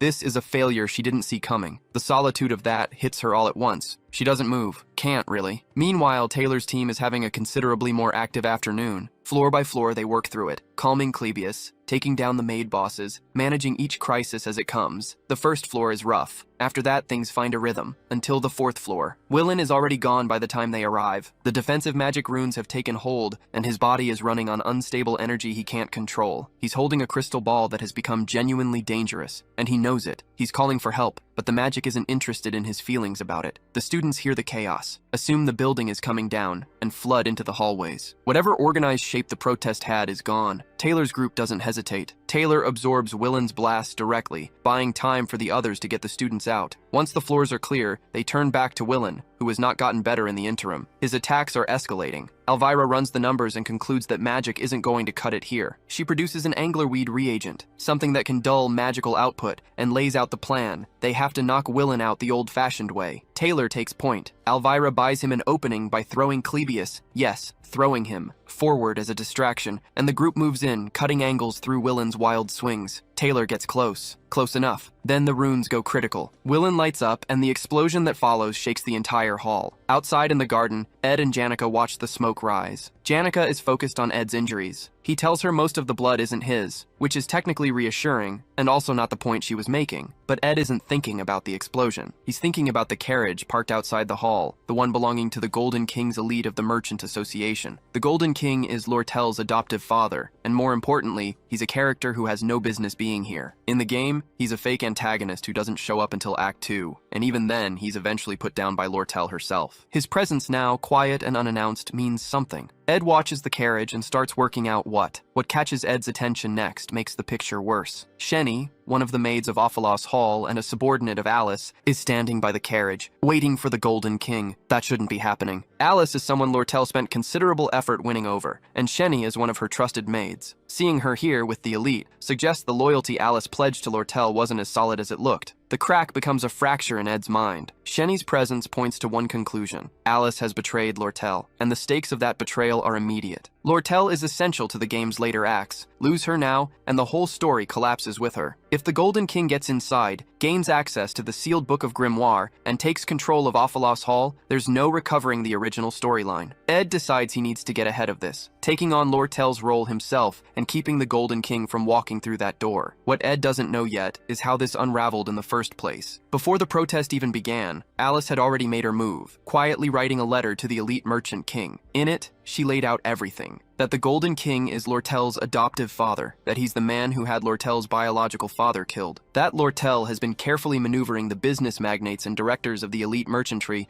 to dismantle him from the inside. She even included Lortel's plan to acquire or sabotage the sage's sealed grimoire, a calculated strike designed to blindside him and strip him of his position. Then Alice closed the letter with a demand, more money than Lortel was paying her, in exchange for switching sides entirely. Now she stands with her sword at Lortel's neck, waiting for the Golden King to arrive and collect. Lortel, for all her composure, is shaken. She pushes back at Alice, reminding her that they both wanted the same thing, revenge against the Golden King. Alice doesn't argue the point. She just sighs, apologizes, and tells Lortel something that lands harder than any accusation, that Lortel, Alice, and the Golden King are all cut from the same cloth. Ambition, survival, no real difference between them. Lortel has no answer for that. Then the door explodes open. Taylor and his group storm in, dragging a restrained and defeated Welaine behind them. They're roughed up, but they made it. Elvira reads the room fast. Alice has to be the one behind everything, since only she could have supplied Welaine with the defensive magic runes. Lortel sees her opening. She collapses to the floor, as dramatically as the moment allows. Taylor's group rushes to her, concern overriding everything else. She hides her tears, plays helpless, and then without a word gets up and runs, straight to her room. Her mind is already moving. The shock of seeing the Golden King here in person hits her the moment she processes it. The man who operated entirely from the shadows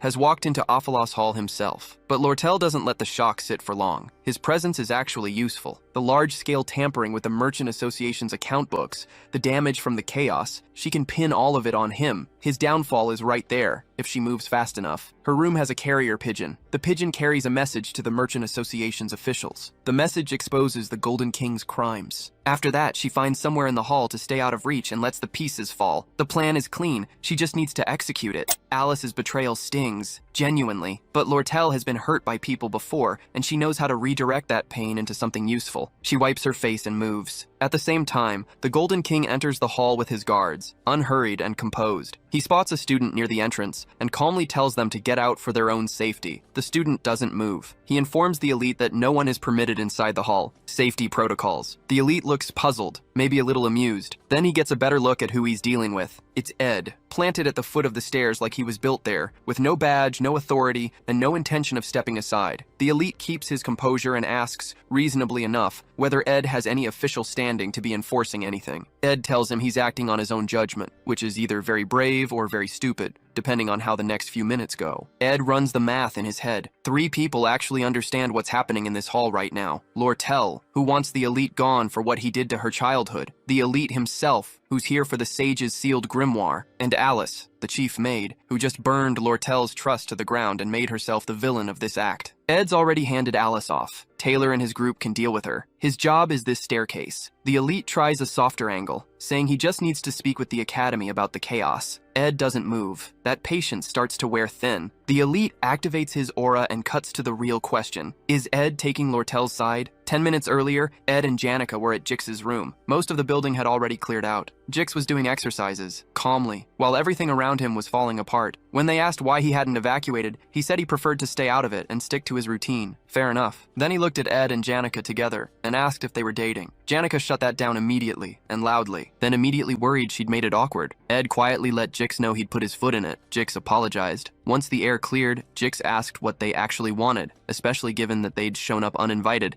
and had apparently taken part of his wall with them on the way in. Ed asked for a favor, straight out, and promised to pay it back. Jix wasn't thrilled, but he agreed. Back in the hall, while Ed holds the line against Kechlin, Jix and Janica are watching from somewhere out of sight. Kechlin shifts tactics and tries to work on Ed's sympathies, painting Lortel as ungrateful, recounting how he raised her, framing her whole plan as a betrayal. When that doesn't land, he offers to double whatever Lortel promised anyone backing her. Ed makes it clear that money isn't the point. Kechlin drops the diplomacy and tells his guards to remove Ed. They surround him, they overpower him, and then Jix steps out and sends them across the room with wind magic. Jix and Janica drop the pretense of hiding. Janica calls her spirit companions. Jix gets ready to fight. Ed thanks them, reminds Jix he'll make good on the favor, and heads upstairs. Kechlin looks at the two students now standing between him and his guards, and tells his men to give everything they have. The fight breaks out in full. Jix and Janica hold the floor. Ed takes the stairs. When he finds Lortel, he doesn't slow down. He tells her to get out through the back door and run. Lortel hears him, and somewhere underneath the urgency, something older surfaces. In her world, kindness has always been a transaction. Loyalty came from investment. Everyone she'd ever counted on had a reason, a price, a ledger. She'd believed in something different once. She'd looked up to Janica Failover, someone who seemed to give without keeping score. Now, standing here, she wonders if that was the most foolish thing she ever let herself believe. Watching Ed and Janica's dynamic had planted a question in Lortel that she couldn't shake, whether a bond like that was something she could ever have. Then Alice happened. And just like that, the question answered itself, or so she thought. She tells herself she was stupid to want something like that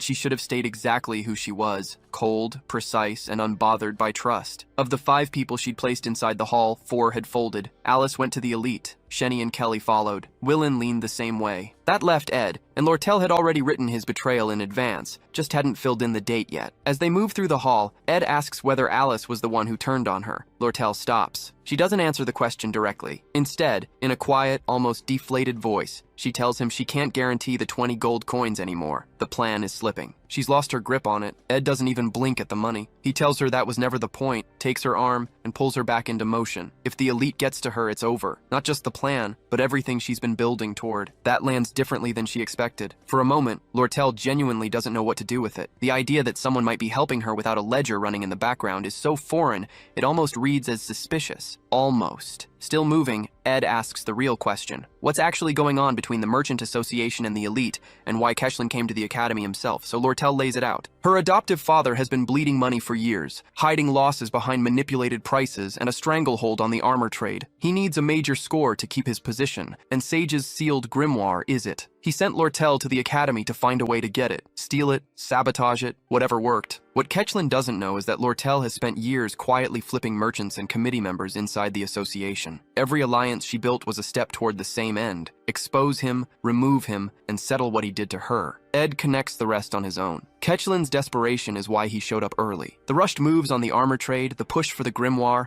he's overextended and that makes him vulnerable. And Lortel's plan to burn Ophalos Hall wasn't random chaos. It was a pressure play, designed to tilt the grimoire negotiations toward the elite and draw Kechlin out of headquarters. With him gone, her allies inside the association can move to transfer the rights of sale to her. The whole thing is a trap, and he walked into it ahead of schedule. Lortel confirms it and adds one more piece. She has a carrier pigeon ready to send the signal, but her father isn't entirely blind to the possibility of being played. He's expecting her to get caught, and he plans to use that to flush out the traitors in his ranks. The window is narrow. When they reach her room, Ed shifts into logistics. He walks her through exactly how to get out, the horsemen in the quarters, the route to the Arkan Mountains, where to ditch the carriage to throw off the elite's guards, and where to lie low after. His place in the forest, 3 days, no contact. He'll handle the message to her allies himself, from her room. He spots someone watching the back door and tells her to hold. Then he turns, puts his hands on her shoulders, and makes sure she's actually hearing him. Stay hidden. Don't be seen. Wait. Lortel is watching him the whole time. The steadiness of it, the lack of panic, and something in her quietly shifts. When Ed notices she's gone still, she asks him, in a voice that's softer than she probably intended, why he's doing all of this for her. He tells her there's no reason. He just feels like he should. It's the most disarming answer he could have given, because it's the one she has no framework for. Ed walks out and leaves her with that. Alone in her room, Lortel sits with the silence, and then notices something. A sound, steady and loud, coming from inside her own chest. It's her heartbeat, and it's not slowing down. No one had ever helped her like that before. No angle, no debt, no expectation, just help. The feeling is so foreign she doesn't quite know what to do with it. Across the hall, things are considerably less quiet. Taylor's group is locked in a full fight with Alice, the chief maid, who isn't going down easy. She pulls every rune in the hall under her control and turns their magic into weapons. Impressive, but not impressive enough. Taylor is the hero of failed swordsman of Sylvania, and that title means something. Alice never really had a chance. Back at the rear door, Ed finds Shenny waiting. She doesn't hesitate. Sword out, moving fast, going straight for his leg. Ed sidesteps it. He already knows how she fights. He's played this game. He traps her blade underfoot, catches her hands before she can reach her knives, and strips her of both. Shenny shifts tactics. She and her twin Kelly share a birth star, and with it, a low-level telekinesis. Blades and objects start flying at Ed from every direction. Some of them connect, but her magic is rough and uncontrolled, so the damage is shallow. Ed pulls the blades out, closes the distance, and pins her face down with his knee on her back. That's when she starts crying. She can't fail Alice, she says. And then she tells Ed why. Alice took in orphans, saved lives, saved Shenny. It's a real story, and a sad one. Ed listens. Then he tells her plainly that Alice is going to lose anyway. The explosion from Taylor's slash-element attack settles the argument. The whole floor shakes. Shenny screams, and then goes still, out cold from the shock of it. Ed doesn't linger on the tragedy. He drags Shenny inside,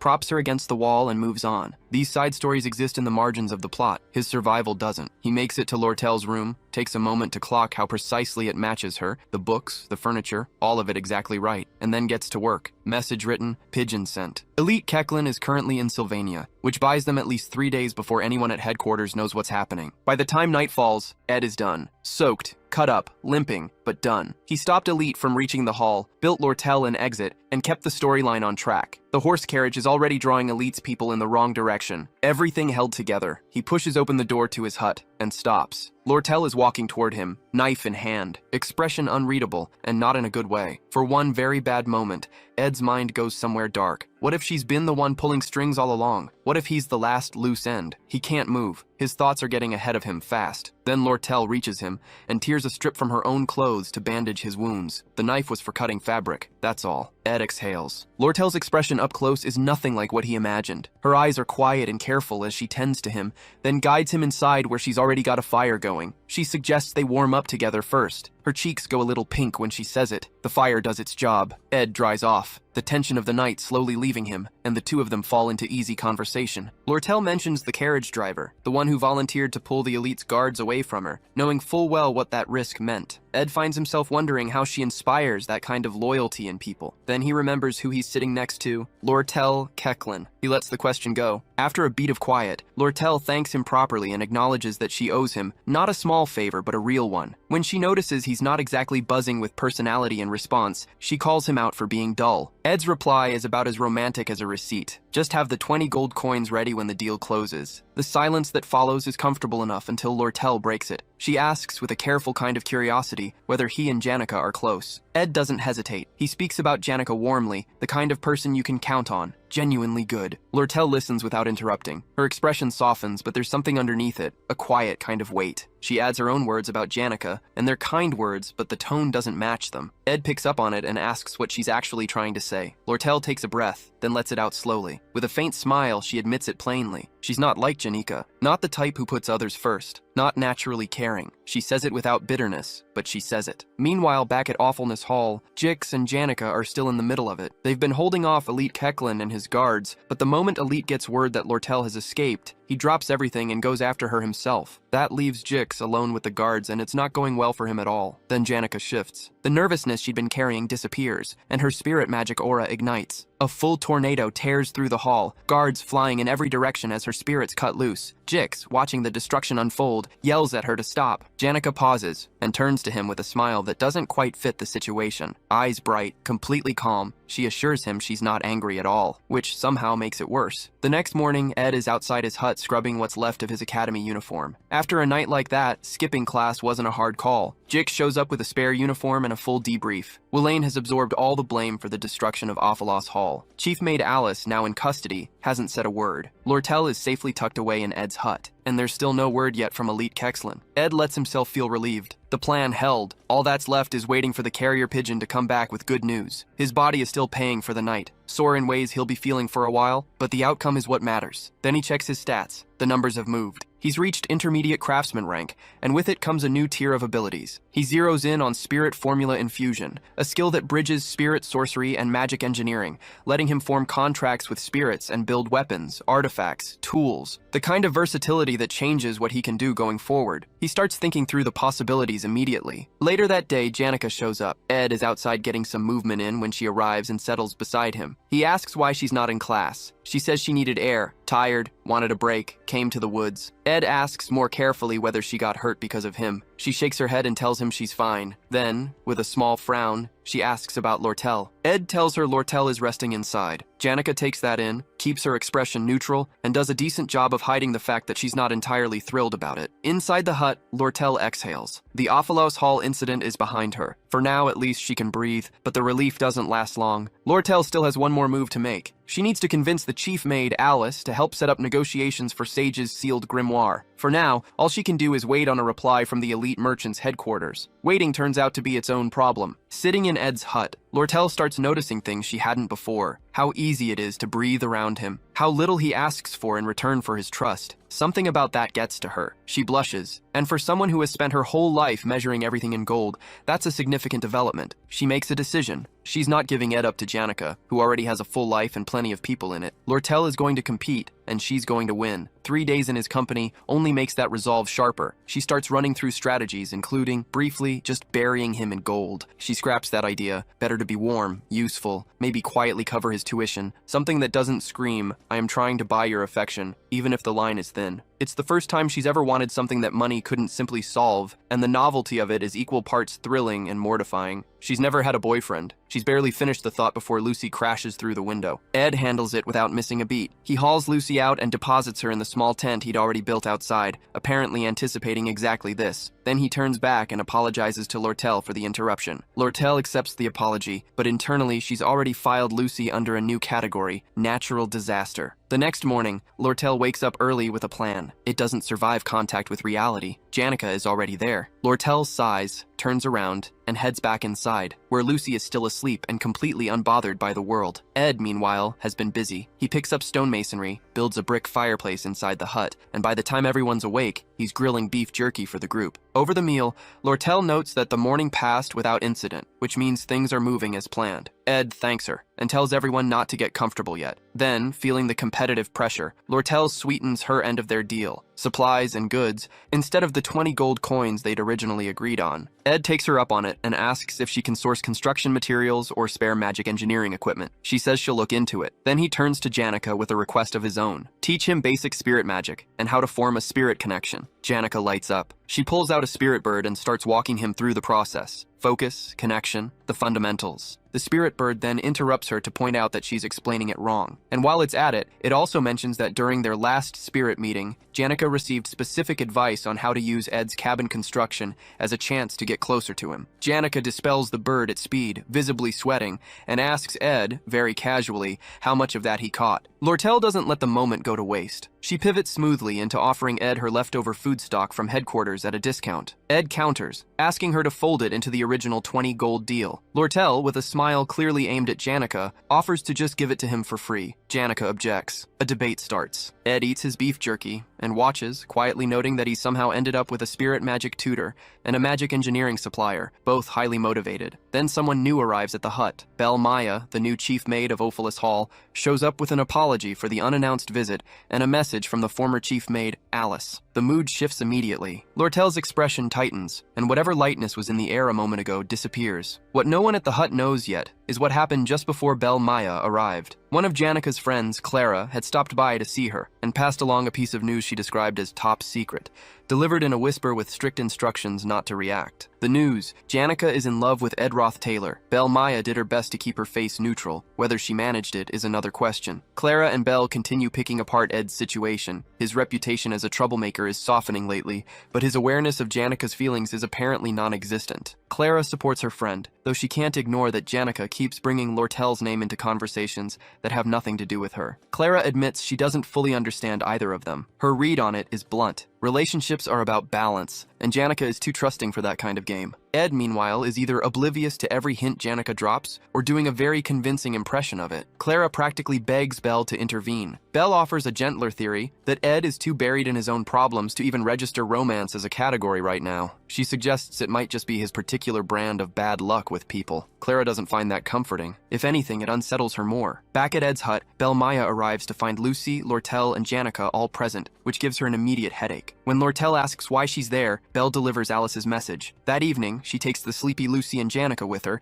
and Ed is left frustrated, not about the company, but about the exposure. Lortel's location has now been seen by someone connected to people who shouldn't know where she is. To limit the damage, Lortel decides to leave with Belle Maya, who offers a safe house. Before she goes, she hands Ed a repaired uniform, her way of settling the debt for his help. Ed takes it gratefully, noting it'll serve as a decent backup set for the academy. Then a pigeon arrives with better news than expected. A letter confirms a major victory over the elite in business sales, a blow significant enough to signal his collapse at the merchant headquarters. Ed can finally return to school without looking over his shoulder. Lortel reads the letter and draws her own conclusion. Her father is now fighting for survival and won't have the bandwidth to chase her through Sylvania. She's safe for now, but she doesn't let Ed get comfortable with that. Her father is still dangerous, and she warns him not to treat this as a clean win. Even so, she's confident in her allies at the headquarters and believes the chairman's seat is within reach. What's actually weighing on her is Alice. Ed raises the obvious concern. Could Alice expose Lortel as the one who orchestrated the Ophilus Hall incident? Lortel brushes it off. Alice backs whoever is winning. That's just who she is. The letter itself makes that clear. Alice details the orphanages she's been sponsoring and asks Lortel to fund them for the next year. Lortel fills in the backstory. Years of overwork had broken Alice's health,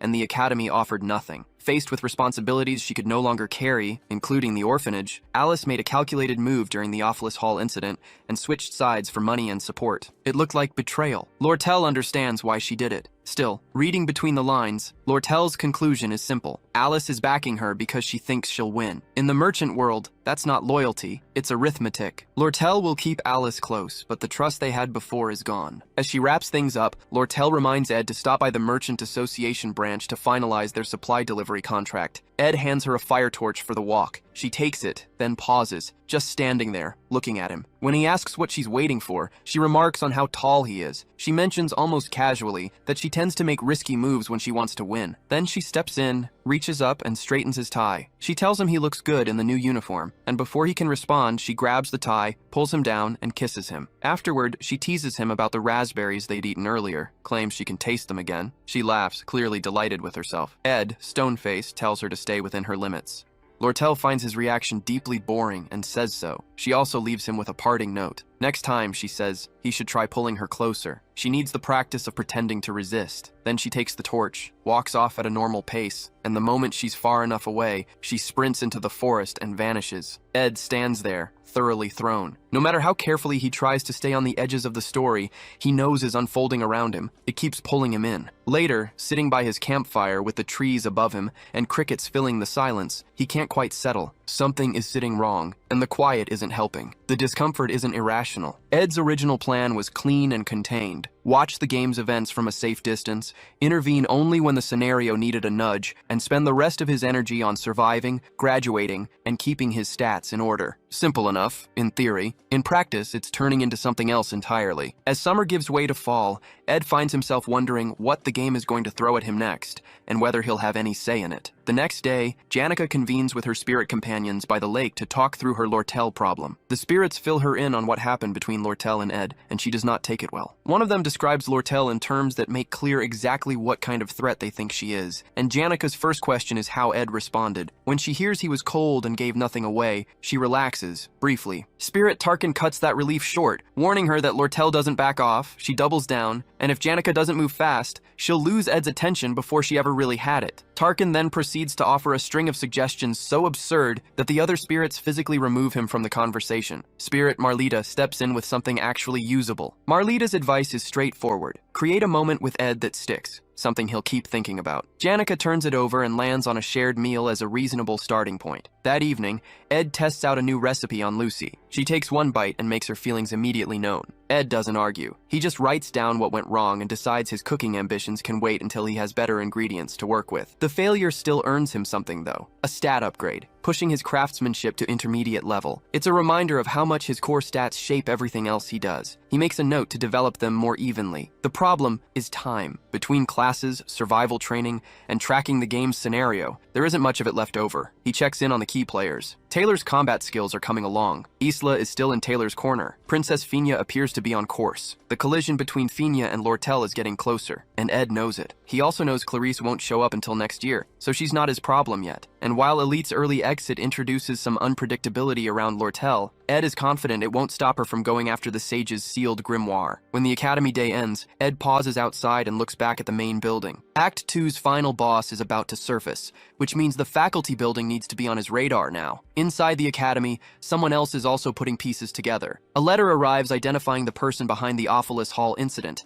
and it lands in the hands of Professor Glast. Glast is in his office when his assistant, Claire Elfin, tries to earn some goodwill by complimenting his instincts for suspecting foul play in the first place. He doesn't bite. He sets down his glasses, and whatever warmth Claire was hoping for doesn't materialize. He tells her to retrieve the divine science thesis he'd already asked for, and the sharpness in his tone sends her out the door at speed. Over at the Ophilus Hall faculty building, Claire collects the incident materials from Annis and starts going through the student files connected to the case. 3 names stand out: Ed Roth, Taylor, Jix, and Janika. Most of the files read clearly enough. Ed's doesn't. Something about his record, his reputation, the gaps in it, leaves Claire with questions she can't quite set aside. That evening, Ed stops by the Sylvania Merchant Association branch to pick up the supplies he ordered under his contract with Lortel. Lortel greets him with a playful apology for conveniently forgetting the contract terms, a transparent excuse to get him through the door again. She sets out tea and snacks and invites him to stay. She mentions his equipment is waiting at the counter whenever he's ready to leave,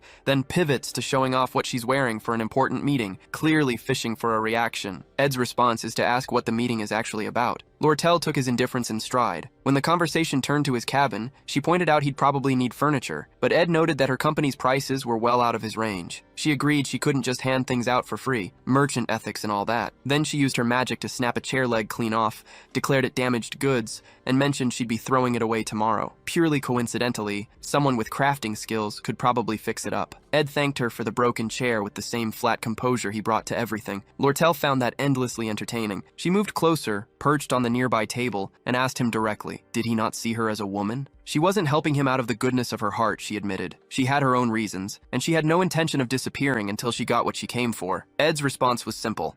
He wasn't looking for answers from her, and he had no interest in fighting battles he already knew he'd lose. Lortel smiled at that, unfazed. She told him that someday, she wouldn't be the only one struggling to keep her feelings in check. Ed noticed something watching her. That smile never changed. Not when she was winning, not when she was cornered. He recognized it for what it was, a merchant's discipline. Never let your face tell the story your words won't. Over at the academy during recess, Janika took it upon herself to teach Ed how to connect with a spirit. She walked him through focusing his magic, then summoned a small fire spirit named Mug to demonstrate. Mug arrived with the energy of someone who had prepared a formal speech, promising to serve Ed with full dedication. Ed was visibly caught off guard. It brought back a memory. Back when he'd played the game as Ed, he'd once bonded with a spirit duck. They'd had a good run, easy and light, and eventually he'd let it go. Mug was clearly going to be a different kind of relationship. He asked Janika why Mug was so serious about all this. She laughed and explained that Mug was an excellent spirit. Strong energy efficiency, solid temperament, personally selected by a high-level spirit named Tarkin. Ed had asked for something capable, so she'd gone and found him the best option available. After a proper selection process, the bond was made official. Ed held Mug and immediately noticed the warmth. The spirit ran hot, practically a walking heat source. He checked the stats, and Janica cheerfully pointed out the best part. No firewood required. Seeing Ed genuinely pleased made Janica smile, even if he still looked like he hadn't slept properly in days. Before wrapping up, she offered to keep teaching him. More time together meant faster progress, she said. Then something shifted. Mid-sentence, her tone changed completely. She caught herself, remembered advice from her friend Clara about not getting too attached too quickly, and pivoted. Suddenly she was very busy actually, with a long line of students waiting for her time. Ed, reading the situation as a burden he'd created, apologized and offered to pay her for her help. That landed badly. Janica insisted she was helping him as a friend, not a client, and that bringing money into it was cold. Ed reasonably pointed out that she had been the one to mention compensation first. Janica realized she'd walked straight into that contradiction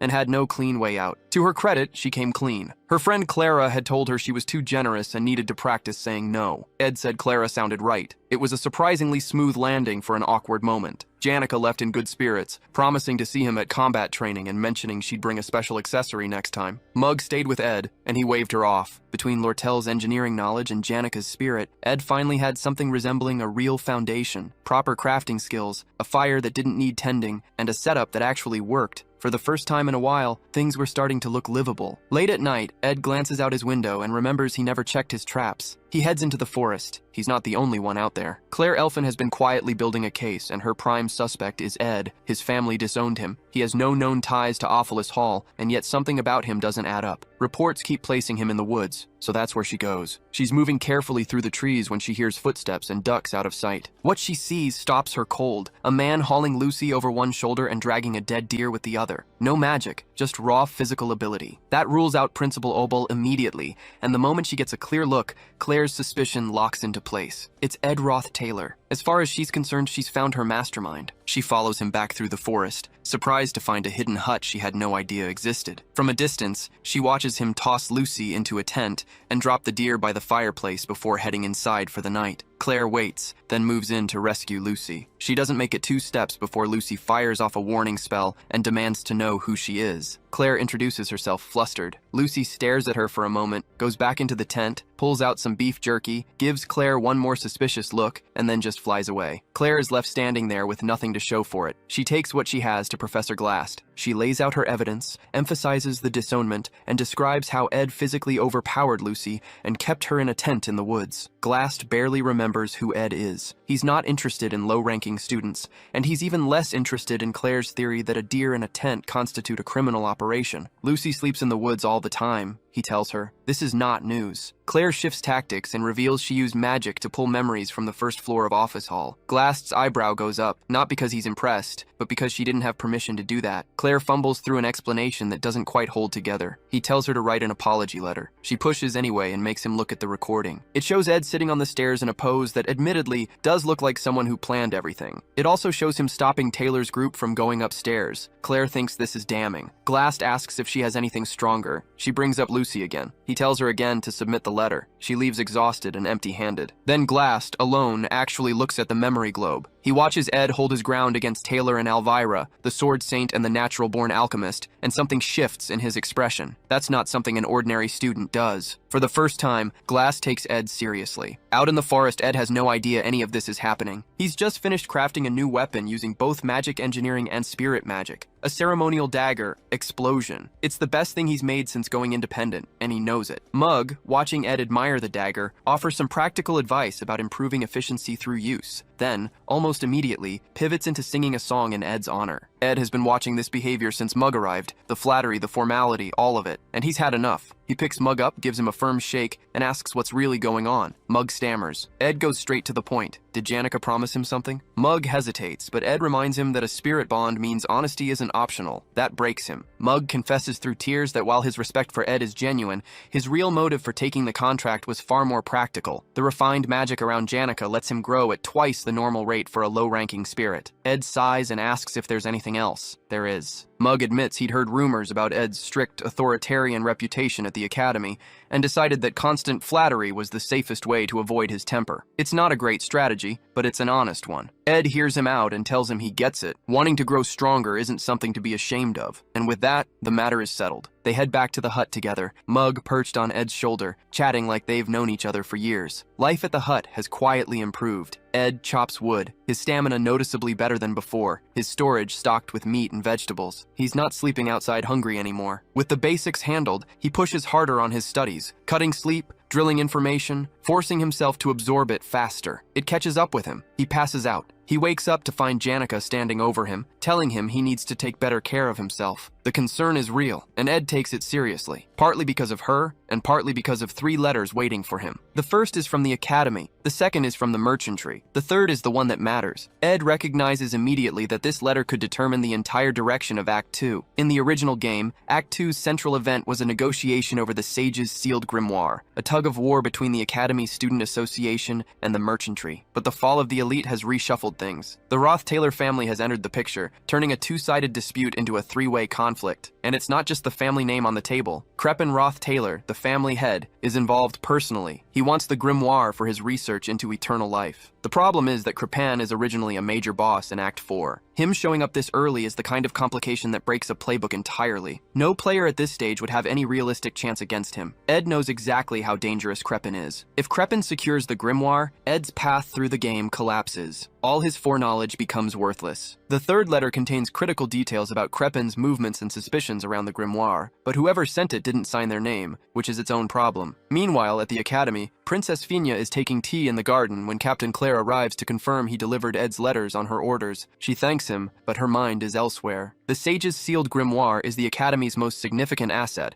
and the idea of selling it for financial reasons is, to her, a disgrace. Principal Obel has already come to her directly, laying out the Academy's money troubles and asking for her support. She's aware. What she's less comfortable with is Crepin Roth-Taylor's sudden involvement. Captain Claire offers a theory that Ed tipped off his family, hoping it might earn him a way back into their good graces. Before he can develop the idea further, Lortel arrives and cuts him off. She's skeptical of his read, and smoothly asks the princess for permission to join the tea session. Fenya is surprised. She'd always assumed Lortel had no particular warmth toward her. But Lortel smiles, waves off the misunderstanding, and offers something concrete as a gesture of goodwill. It wasn't Ed who brought the Roth-Taylor family into this. It was Elite Ketchlin, Lortel's own adoptive father. And there's more. Crepin Roth-Taylor was the one who wanted the grimoire in the first place. With Ketchlin's influence at the merchant headquarters fading, he's leaning on Crepin's backing to push the purchase through anyway. That realization lands fast. If both families were originally working together on the deal, why are they now competing? Lortel's answer is simple. Because she's the one running the merchantry now, and she wants the grimoire for herself. She's not selling it to the Roth-Taylor family. That's her position, and she's stating it plainly. Finia, caught off guard by the directness, asks why Lortel is telling her any of this. Lortel's answer is equally direct. She considers Finia an ally. The logic she lays out is clean. Finia helps her secure the grimoire, Lortel's standing in the merchantry improves, and Finia gets leverage over the Roth-Taylor family in the process. 2 people, 1 deal, mutual benefit. Then Lortel adds one more thing. Ed has already been disowned, so suspecting him of colluding with his former family isn't just wrong. It's unfair. Fenya listens, but she's paying attention to more than the words. She's watching how Lortel speaks, how carefully each sentence is constructed, and something doesn't add up. Lortel has never gone out of her way for anyone like this. So Fenya decides to test her. She brings up Ed casually, mentions he might be useful, and suggests she could bring him in personally. Help or refuse, she'd find a way to make use of him either way. The teacup in Lortel's hand starts to shake. She sets it down, and then she laughs. Not a polite laugh, a real one, at the fact that even Princess Finia plays the same games everyone else does. Claire doesn't find it funny. He's ready to say something about it, but Fenya stops him before he can. Lortel stands, smooths everything over with a smile, and calls them allies one more time. Then she leaves Finia with a single piece of advice. Don't underestimate Ed Roth-Taylor. If she does, she'll regret it. After she's gone, Finia sits with the question Lortel left behind. Was Ed the one who pulled Crepin Roth-Taylor into the bidding? Or was it Lortel all along, engineering the whole thing from a position she never lets anyone see clearly? Watching her walk away, Finia realizes she doesn't know, and that's not a feeling she's used to. Back at the merchantry branch, Lortel finds Ed with Janica. She'd brought rosemary tea for 2. Janica gets a glass of cold water, and Lortel makes it clear that's not an oversight. She's a merchant, not a host. Janica finds this hilarious. Ed, exhausted, quietly trades his tea for the water and gives Janica his cup, which makes Janica happy, and Lortel visibly less so. Then Lortel brings out the magic engineering equipment she'd promised Ed. Janica's reaction is immediate. She calls it a violation of merchant ethics, handing over brand new equipment for free. Lortel points out the defects. Janica doesn't buy it. The argument goes in circles, with Lortel perfectly composed and Janica getting more irritated by the second. Ed tries to pump the brakes. He tells Lortel he can't keep accepting things he hasn't paid for. This is already the 4th time. Lortel dismisses it entirely. He's her customer. Contracts can be renewed. It's fine. Janica, watching this, tells Ed to settle his debts and walk away before Lortel has him wrapped around a payment plan he'll never escape. Lortel tells her to stay out of it. The two of them go back and forth, both clearly more interested in Ed's attention than in winning the argument. Ed, meanwhile, stops hearing any of it. A strange lightness moves through him, the kind that comes when his body has simply had enough. His mind is still running, still turning over the grimoire problem,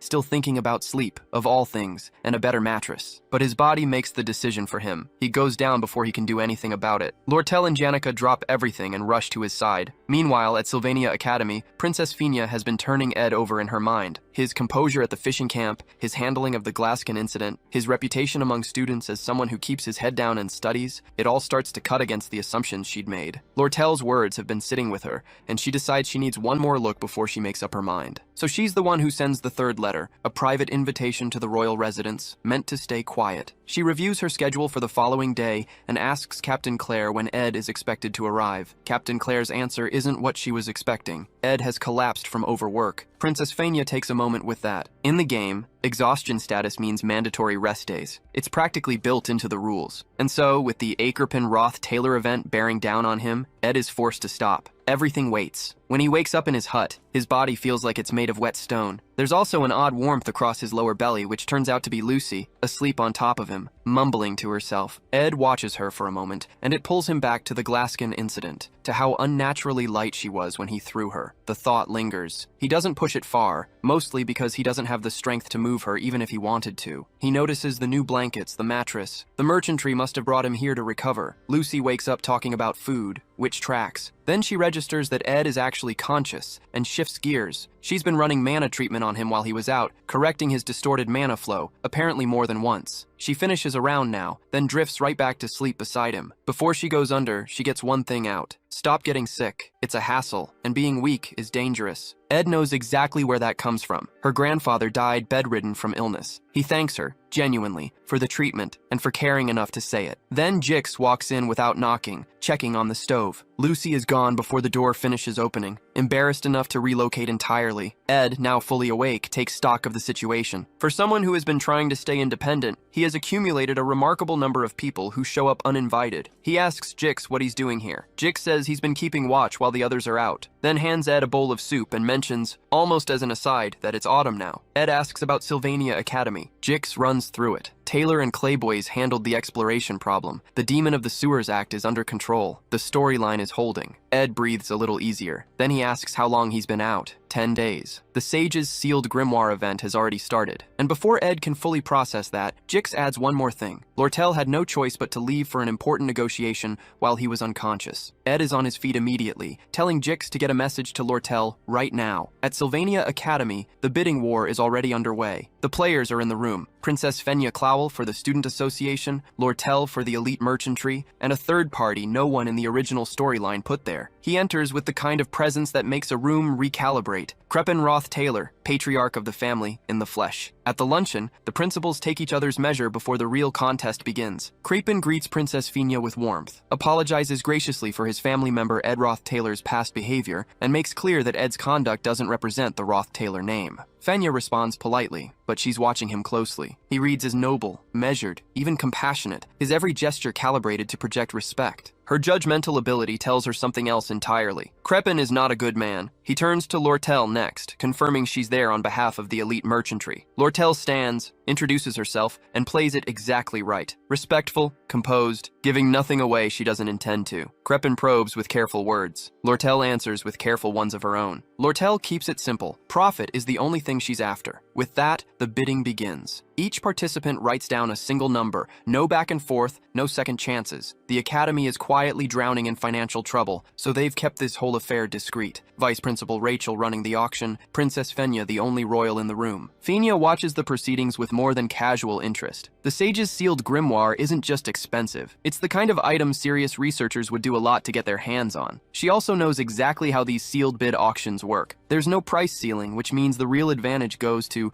whoever can guess what the other side is willing to pay. Lortel and Crepin sit across from each other, giving nothing away, each waiting for the other to flinch first. Rachel collects the bids and thanks them both. As she prepares to read the results, Fenya is already running the numbers. Lortel thinks in margins. The highest a comparable book has ever sold is around 8,100 Flen gold coins, so that's probably her ceiling. Go higher and the resale profit disappears. The worry is that Crepin only needs to clear that number by a little to walk away with the grimoire. Rachel stands and begins reading. Crepin's bid comes first, 8,500 Flen gold coins. Fenya isn't surprised. He didn't come here to flip rare books for a living. Then Rachel reads Lortel's number, 9,400 gold coins. The room goes quiet. Lortel didn't just win, she buried him. Crepin's composure finally cracks. He leaves without a word, his attendants trailing behind him, and the look on his face says everything. Lortel, for her part, slips off to a private room to finalize the transaction, calm as ever. Fenya is left standing there, genuinely confused. Lortel spent well past any rational profit margin. That doesn't fit the woman who just spent 10 minutes explaining how much she loves money. Then Fenya thinks back to their tea, the offer to become allies. It clicks. Lortel wasn't buying the grimoire. She was making sure Crepin didn't get it, but Fenya can't quite accept that Lortel did this out of principle. Someone put her up to it. Someone with enough influence to make a merchant absorb a bad deal without blinking. That question is still turning in her mind when something else surfaces. Lortel had mentioned Ed's connection to the Roth-Taylor family, and suddenly Fenya sees it. Ed had been quietly working against his own family this whole time,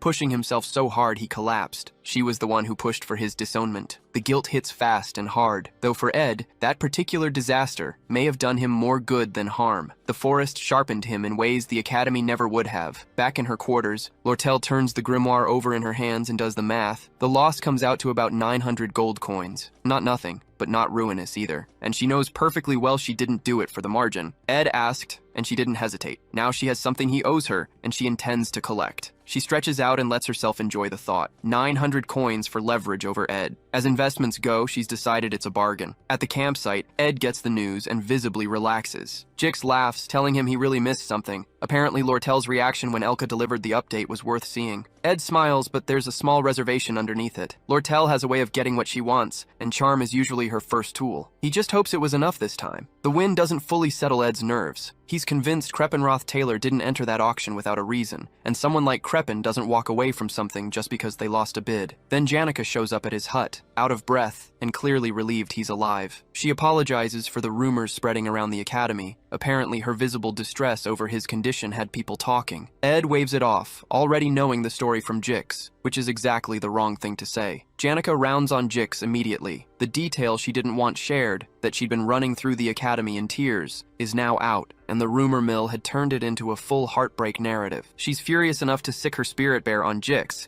who gets hauled off looking thoroughly sorry for himself. Jix manages a wave on the way out. Then Mug appears from Janica's hair, which is apparently where he'd been hiding, and he's a mess. He hadn't known how hard Ed was pushing himself, and finding out Ed collapsed under the weight of it hits him hard. He wants to hug Ed but holds back, worried about interfering with his mana, so he latches onto Janica instead and keeps apologizing. Ed finds the whole scene oddly grounding. Then Jix reappears, slightly roughed up, and delivers the number that actually lands. Ed was out for 10 days. Ed's first thought is his food stores. 10 days is more than enough time for everything to spoil, which means starting the gathering process from scratch. Before he can spiral into the logistics of it, Jix and Janica both offer to help. No hesitation. It brings something back to him, the memory of building that first shelter alone, sleeping in the forest with no one around. The contrast isn't lost on him. Janica watches him and notices how worn down he still looks. It pulls her back to a conversation she'd had earlier with her spirit friend Marilda, sitting under one of the forest's stranger trees. Marilda had framed the whole situation as a window of opportunity. Ed was vulnerable, Lortel was scheming, and Janica was running out of time to make a move. Her proposed solution? Dress like a countryside housewife. Janica tried the outfit on, looked uncertain, and Marilda told her it was fine with the confidence of someone who had fully committed to this plan. The coaching session continued from there, with Marilda laying out a step-by-step approach. but Janica kept hesitating, too cautious to commit to any of it, until Marilda finally snapped and asked her directly what she was actually planning to do once she got close to Ed. The answer she got back was not satisfying. Marilda's frustration boiled over into a full lecture. Ed was getting stronger, his rough patch wouldn't last forever, and if Janica waited for the perfect moment, she'd be waiting alone. That finally pushed Janica into action. She whispered her plan to Marilda, who considered it, and gave a reluctant nod. Good enough. That night, after a stew Janica made and a few hours of help from Jix and Janica both, Ed heads to bed. He's still running on empty, and rest is the only thing on his mind. Then the door opens. Janica stands in the doorway, voice soft, telling him he looks exhausted. Ed immediately clocks that she hasn't left, and that she's doing something deliberate with her expression. She walks in slowly, smiling at his question instead of answering it, and sits down beside him on the bed. What follows is less seduction and more emotional ambush. She tells him he needs to stop pretending he's fine, that exhaustion doesn't just live in the body, and she knows exactly how much he's been carrying. Then she says something that cuts through all of it, that when she needed someone,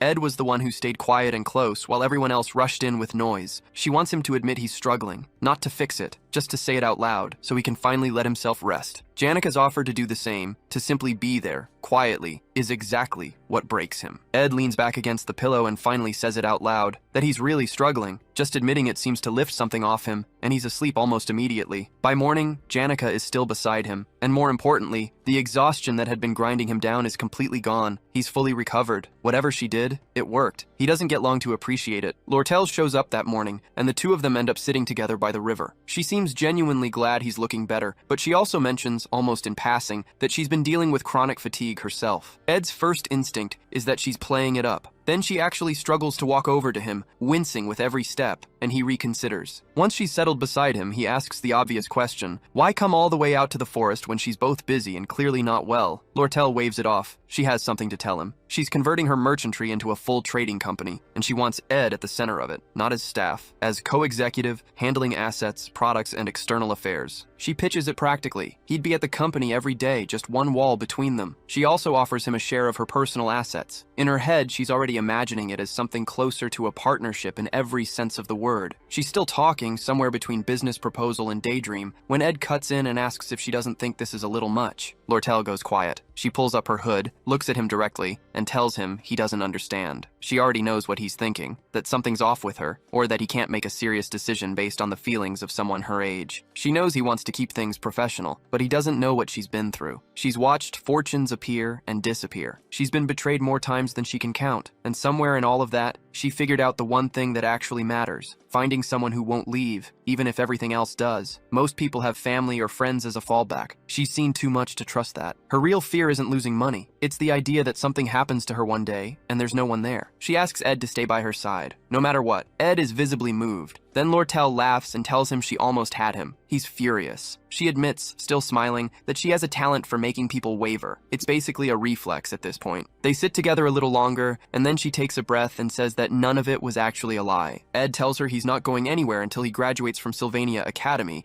and that he'll think about the co-executive offer after that. Lortel stands up smiling and says she can wait. Then she pulls out the grimoire document letter. She reminds him that he owes her, and that she intends to collect someday. She waves it at him cheerfully, says it was great seeing him, and walks off. Ed watches her go and immediately feels like he's made a mistake. The debt over the sage's sealed grimoire is real, and now she's holding it like a card she can play whenever she wants. He's stuck, and he knows it. Lortel, for her part, is less composed than she looked. Walking back, she's quietly panicking. She'd planned to be bold, to tell him plainly that he belongs to her now. His serious reaction completely derailed her. She also realizes she forgot to give him his change from the magic engineering products he bought, which makes the idea of going back to see him immediately feel unbearable. She decides to just leave the change at his hut and slip away. Clean, simple, no awkwardness. What she finds instead is Janica, stepping out of the hut, having apparently just woken up there. Both of them freeze. The silence says everything neither of them is ready to. They immediately start demanding answers from each other, and neither is willing to back down. The rivalry between them is instant and ugly, and Ed, still completely unaware, is already the center of a disaster he didn't ask for. He's out by the river, finishing up a bath, blissfully ignorant. Back at the hut, he gets into his routine, chopping logs, managing his energy carefully, while Mug keeps reminding him not to push too hard. Ed actually listens, which for him is progress. With his food and firewood sorted out, courtesy of Jix and Janica, he finally has the breathing room to focus on himself. He sits down with the 3 letters that had been waiting for him since before he collapsed. The first is from Lortel, telling him to to stay sharp because neither of them can predict what the elite might do next. The second is from Finya, raising the possibility that Crepin was involved in recent events. But it's the third letter that stops him cold. It's confidential, and it's from Professor Glast, requesting a private meeting after the conference. The problem is Ed never made it to that meeting. His collapse saw to that, and now he has no idea what Glast actually wanted. What he does know, though, is something no one else at the Academy does. In the game, Professor Glast is the final boss of Act 2, and that act has already started. Glast's driving belief is that only a handful of truly gifted people can reshape the world. His goal is to bring back Sylvania, the greatest sage in history, and to do it, he's been developing a spectral magic capable of rewriting natural law itself. The one thing standing between him and that goal is the sage's sealed grimoire. Since the Academy sold it to Lortel to cover its financial problems,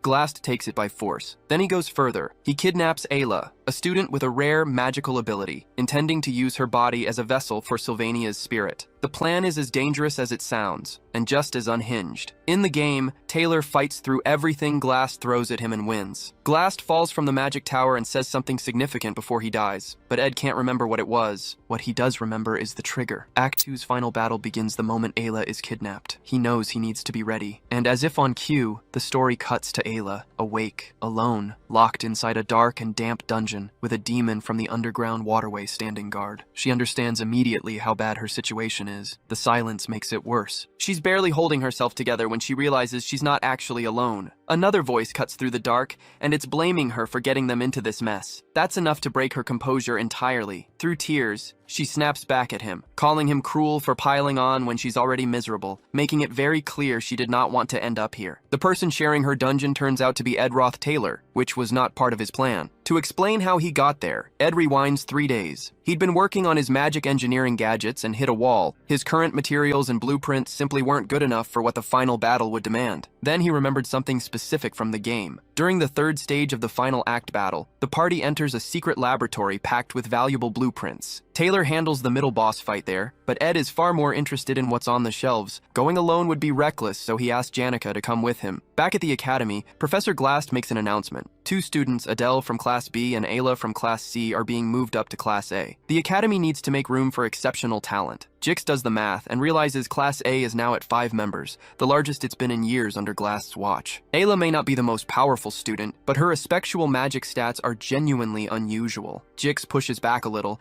asking whether the class is purely merit-based. Glast doesn't take the question lightly. He tells Jix plainly that the fastest way to destroy someone's future is to flatter them about vague potential and then leave them without real support. It lands as both a lesson and a warning. For all his intensity, Glast's convictions about talent aren't abstract. They're personal. He has a daughter, Muri, and despite being an ordinary mage, he believed in her completely. That belief shaped everything about how he sees the world. Muri had something to prove. She took on a monster hunting mission before she was ready, and she didn't come back. That loss hollowed Glast out and rebuilt him into something harder. After her death, he threw himself into effectual magic research at Sylvania Academy, not to advance the field, but to resurrect Sylvania herself, the greatest mage who ever lived and the one who created magic in the first place. Grief has a way of turning into obsession, and Glast's version is ambitious, to say the least. At the end of class, Glast almost says something to Lortel, then stops, pulls back, and tells her they'll talk tomorrow instead. Lortel already knows what this is about. He's worried about Sage's sealed grimoire, which she's already bought, and she knows he wants to call it a disgrace, given how critical the grimoire is to magical research. She's not losing sleep over it. The passing ceremony and the official transfer are close enough that whatever he plans to say won't matter. Across campus, Ed is getting ready. The Sage's sealed grimoire connection ceremony is about to begin,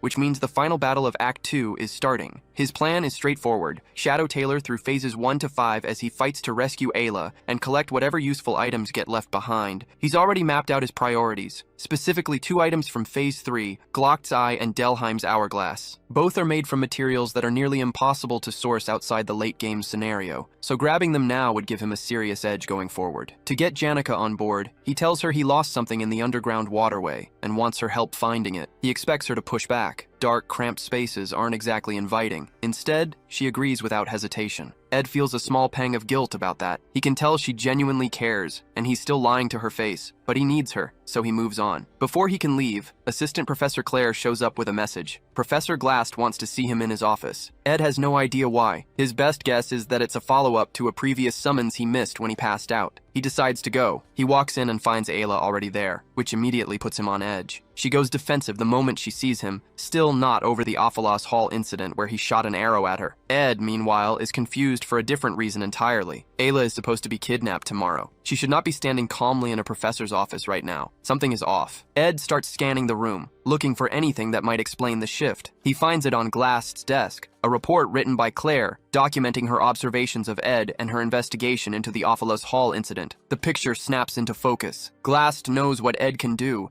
and he may have already worked out what Ed actually did. He's still processing that when the office door opens and Glast walks in. Ed's hand goes to his dagger before he even thinks about it. Ayla, startled, screams and bolts toward the professor. Then the situation flips entirely. Glast isn't the one who needs protecting. He's the final boss of Act 2 and he's done pretending otherwise. He traps Ayla in a time prison without breaking stride. Ed throws his dagger and calls on Mug to set off an explosion, a fast, reasonable response. Glast blocks it without much effort and actually compliments Ed on his speed and his ability to read the room so quickly. The compliment doesn't come with any mercy attached. From cover, Ed tries to negotiate. He offers to stay out of it entirely if Glast only needs Ayla. Glast isn't interested. He's already seen enough of Ed's capabilities to know he's a loose end, and he doesn't leave those. Ed runs the math. Even if he escapes now, Glast will keep coming, and that disrupts everything. But if he gets captured, there's a good chance he ends up exactly where he's been trying to go, the secret laboratory. He makes his call and surrenders. Glast looks at him and delivers his verdict. Ed is a product of effort, not talent. Capable, resourceful, but fundamentally limited in Glast's view. Looking at him, Glast sees echoes of his daughter. As Ed is locked into the time prison, Mug slips quietly out of his pocket and disappears from the office undetected. Mug makes it to the hut just as Janica is going about her afternoon, completely in the dark about what's happened to Ed. The story then pulls back to give us something quieter, the written memoirs of an old man who spent his life traveling the southern continents, chasing magical truths. Most of what he wrote circles back to one person, his late master Sylvania, one of the greatest mages of her time, gone far too soon. In his memory, she never aged. And for the rest of his life, he carried the quiet, impossible wish to see her face one more time, knowing full well that some things once lost, stay lost. So instead of chasing what he couldn't have, he did the next best thing. He found a young apprentice and poured everything he knew into her. On his deathbed, he laid Sylvania's hat over his life's work. His final words in the book were a dedication to his apprentice, Lucy Marcel. In the game's story, that old man is Glocked, and he meets his end the way few characters do, not fighting it, not mourning it, but genuinely at peace with it. His apprentice Lucy, who calls him grandfather, has no choice but to let him go. The loss still cuts. Ed finds himself wondering whether that kind of wound ever really closes, or if it just becomes part of her. The one small thing that keeps Lucy grounded is the beef jerky she keeps from Ed's hut. So when she climbs down from the roof to refill her empty pouch, the timing couldn't be worse, because Janica is standing right there, radiating a deep, sinister purple aura, with Mug already talking to her. Across the city at Trix Hall, the Academy's main conference room, the Sage's sealed grimoire passing ceremony is underway. The Merchantry elite and Academy faculty have gathered, and Lortel stands at the front, ready to receive the grimoire from Principal Obol Forsis. Looking at him, her mind drifts to Kreppenroth Taylor. Same age, completely different energy. She thinks back to after the bidding closed, when Kreppen pulled her aside and pushed her to hand the grimoire directly to him. She came back with 12,000 gold coins. He didn't flinch, but before walking away, he gave her something worth more than the gold, the information that her father, Elite Ketchon, had already hired mercenaries and sent them towards Sylvania. Kreppen is not a pleasant person, but useful is useful. Standing there holding the grimoire, Lortel turns the decision over in her mind. Take the clean profit, or use this as a way to get closer to Ed. The small smile that crosses her face suggests she already knows which way she's leaning. Then Professor Glast moves. He throws up a spectral barrier that cuts everyone off from the grimoire, summons two enormous spirits to force Principal Obol and Lortel back, and walks out of the hall with the grimoire before anyone can react. With that, the path is clear. No deviations, no interference. Act 2's final scene begins.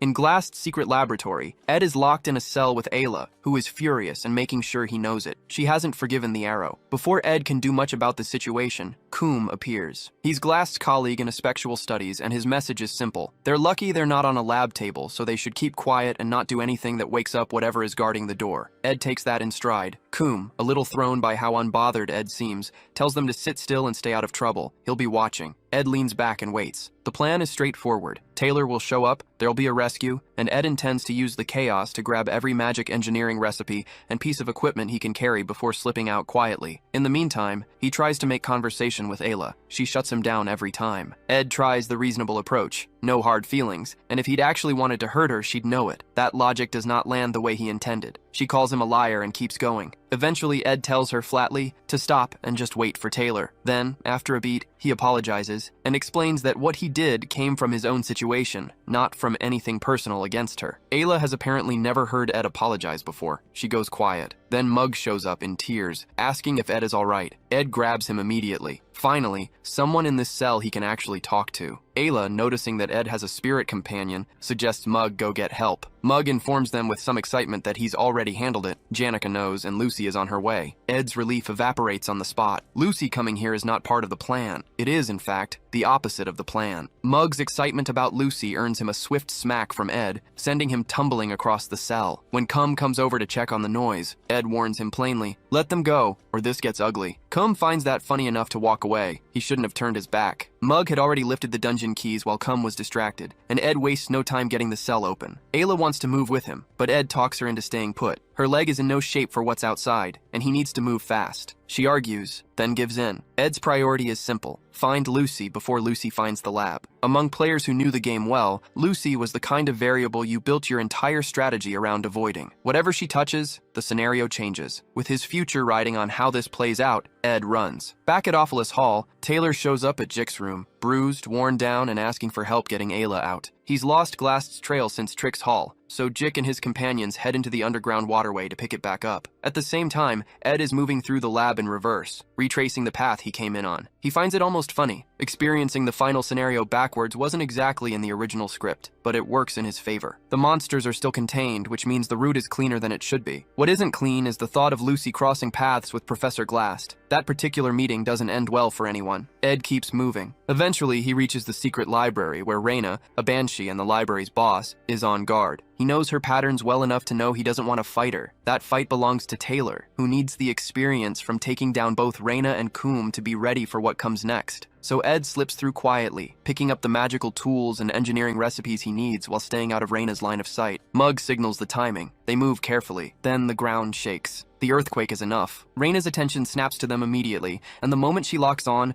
there's no recovering the situation. Both Ed and Mug know it. 30 minutes earlier, back at Trick's Hall, Principal Obel finishes putting down the giants Glast summoned, and the immediate crisis is over. Lortel watches in disbelief as she processes what just happened. Glast stole the grimoire in front of the Academy's top faculty and walked out. Obel takes responsibility and promises to get it back, but his tone makes clear he's worried about what Glast is actually planning. He lays it out plainly. There are 3 things magic absolutely does not touch: immortality, resurrection, and time. All 3 break something fundamental: natural law, the flow of time, human fate. Lortel connects the pieces herself. Glast's grief over his daughter, his fixation on the legendary mage Sylvania. If he's after any of the 3, resurrection is the obvious answer. Before Obel can press her further, a faculty member rushes in. Taylor has been spotted chasing Glast into the underground waterway, and students have been taken, including Ayla and Ed. That last name stops Lortel cold. She trusts Obel to handle it. He's the most powerful mage alive, and he gave his word. The sensible move is to wait. She's almost convinced herself of that when she glances out the window and sees something enormous moving in the distance. She grabs binoculars. Through them, the entrance to the underground waterway, and Janica, riding her spirit dragon straight toward it. That settles it. Lortel calls her team to action. They're going in. Down in the waterway, Janica has already found Dorothy, a third-year student and one of Glast's people. She grabs her for answers, but Tarkin's presence does most of the work. One look at the massive, growling fire dragon,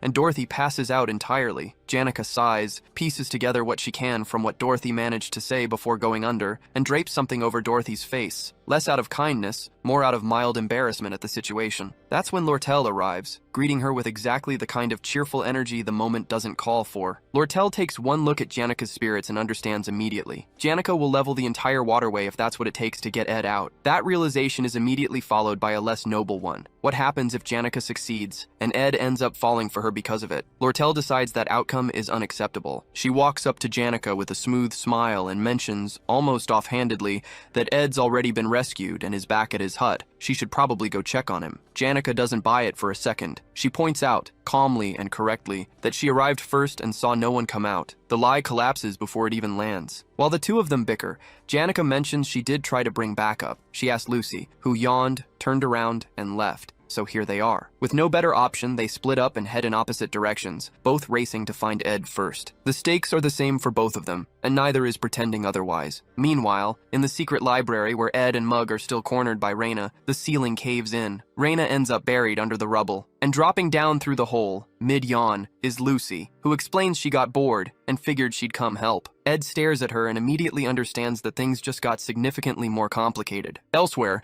Principal Obel and an old friend watch the sunset and debate whether to step in. Obel leans toward letting the students handle it. They're the future of Sylvania Academy, and moments like this are how they grow. His friend isn't so sure. He wonders if it's fair to keep piling pressure on them. He acknowledges this is the strongest generation the Academy has seen in a long time. Students like Taylor and Jix don't come around often. Over the years, many have risen to meet the Academy's challenges and proven themselves. He and Obel have high hopes for all of them. Obel listens, and something in him stirs. He can feel it. Something bigger is coming. Harder than anything the students have faced yet. The kind of thing that doesn't just test limits, it redefines them. Back underground, Lucy is sitting on top of the rubble pile, still yawning, asking Ed if he has any beef jerky. He tells her he doesn't. She looks genuinely devastated and starts scouting for somewhere to nap. Ed grabs her shoulder before she can. He needs to think. Lucy's arrival is a problem, but it's also a variable he can work with. By now, Janica and Lortel should be moving through the hall, which means he needs to intercept them before they reach the final stage. More importantly, he cannot let Lucy anywhere near Glassed. If she gets there first, it's over. Not in the dramatic sense, in the wrong ending sense. So he does what works. He remembers something Janica once told him. Staying close to someone keeps you safe. He uses that exact logic on Lucy, promises her beef jerky on the way out, and gets her to agree to stick with him. It's a small miracle. The new plan: grab everything useful from the library, find Janica and Lortel, and get out, leaving the rest of the scenario for Taylor. As they move, Lucy hits the attacking bats with her ignition spell and clears the path in seconds. Ed watches and is genuinely stunned by the scale of it. He tries to nudge her toward restraint, quietly hoping she leaves something for Taylor to actually fight. On the other side of the waterway, Lortel is making fast progress. Where Janica navigates by spirit sense, Lortel just knows how to read a path, and as she moves through the tunnels, something shifts in her, a feeling she doesn't quite recognize. For once, she's not thinking about money or leverage or getting ahead. She actually wants Ed to be okay. She stops at a concealed wall with a spell on it, listens, and then the wall explodes outward. Ed steps through, carrying Lucy on his back and a load of advanced magic equipment in his arms. The relief that hits Lortel is immediate and genuine. Ed, without missing a beat, hands her a stack of the gear to carry. Lortel takes it, but her eyes are on Lucy, draped across Ed's back like it's the most natural thing in the world, and that burns. Lortel had been the one making moves, taking initiative, closing distance, while Janica held back and waited. She'd done everything right, and somehow Ed is still carrying someone else. Lortel had put in the work. Every move, every moment, she'd been deliberate about it. And then Lucy shows up on Ed's back like it means nothing, and suddenly all of that feels like it counted for less than she thought. The frustration spills out before she can stop it, and she calls his name with enough heat that it's clear she's not just annoyed. She doesn't get to finish the thought. Ed pulls her close, looks her dead in the eyes, and tells her she's the one he trusts most. Full stop. Lortel goes completely still. Whatever she was about to say is gone. The blush hits fast. The anger dissolves even faster, and for a moment she's just standing there trying to figure out what to do with the fact that it actually worked. Not because she pushed for it, but because he meant it. She hadn't seen that coming. She barely has time to sit with it before one of her crew breaks the moment entirely,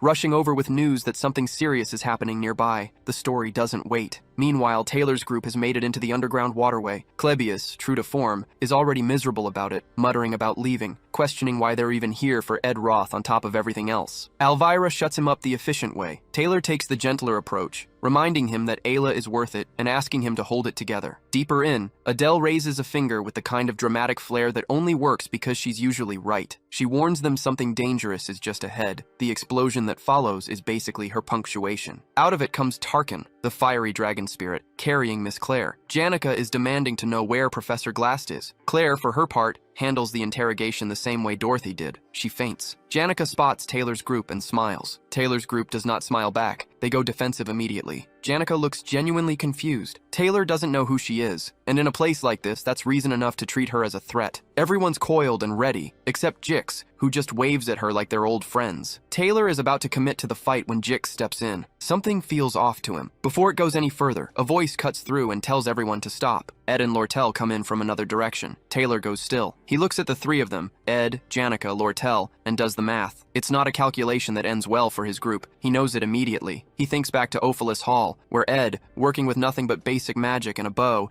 had managed to hold Taylor's entire group at a standstill. That was then. Ed now looks like a different problem altogether. Taylor quietly accepts that this is not a fight he wins. Then Ed walks over and taps him on the shoulder. He tells Taylor to stay focused. Ayla, Glast, the main mission. Ed will handle the side threats, specifically the elite Ketchuln. The timing lands hard. Lortel's crew member arrives with the full picture. The elite Ketchuln has reached Archon Island, and he brought mercenaries. With Lortel's trading company members left behind and no one to organize them, the elite had worked through them without much resistance. Ed absorbs this without panic. In the game, the elite Ketchuln was the mid-boss of Act 2, one that hadn't been properly dealt with the first time around. That oversight had consequences, but Ed has something the elite doesn't know about, the magic tool that lets him see how the game is supposed to go. He checks it. The story is still on track. The story. Act 2 is closing in. Taylor is moving through the main plot, and Ed's role is clear. Take out the mid-boss. Keep the timeline intact. He turns back to Taylor, says what needs to be said, and sends him off with something close to genuine confidence in him. Taylor is the main character of this story. What's ahead of him will be harder than anything Ed is walking into. Ed knows that, and he leaves anyway, trusting Taylor to handle his part. Ed doesn't waste time. He heads straight for the trading company, working on the assumption that elite Ketchuln will go there first, looking for evidence that ties Lortel to the armor sale that cost him his position. But mid-sprint, Janica pulls everyone to a stop. Ed pushes back. They need to move. Janica doesn't budge. She reminds him that he already collapsed once and barely made it out of Glast's prison, and now he wants to run toward another fight. There are tears in her eyes when she tells him this isn't his problem to solve. He knows she's right, technically, but he also knows what happens if elite Ketchuln isn't dealt with. The safe ending he's been carefully working towards starts to fall apart, and he's going to need both Janica and Lortel to pull this off anyway. Lortel backs Janica up. She tells Ed this mess is her fault, not his, and that he should be somewhere safe instead of throwing himself into it. Ed finds it quietly touching, the two of them agreeing on something, even if just for a moment. But he's not resting. He thanks them, then tells them plainly that Lortel's problem isn't someone else's problem to him. That lands harder than he expected. Both of them go still. The whole atmosphere shifts. Ed, slightly mortified by how that came out, tells them to keep running. As they go, he's already cringing at his own wording. He's never been great at saying things the way he means them. Janica, noticing the look on his face, steps in to smooth it over, pointing out that she agrees with him for practical reasons. If Elite takes the trading company, Ed's contract collapses and his magic tool supply goes with it. Ed is genuinely impressed. That's exactly the kind of clean logic he needed and couldn't produce himself. Lortel, meanwhile, says nothing. She's somewhere else entirely, still turning his words over in her head. They're almost at the exit when Ed registers the scale of destruction ahead. His first thought is Taylor. His second thought, after Janica quietly admits it was her, an accident, she insists, and Dorothy passed out in the process, is that he really needs to stop underestimating her. She's clearly worried he'll think badly of her for it. He doesn't. A crew member confirms the exit is close and that a carriage is waiting outside to take them to the association building where Lortel's staff is holding position.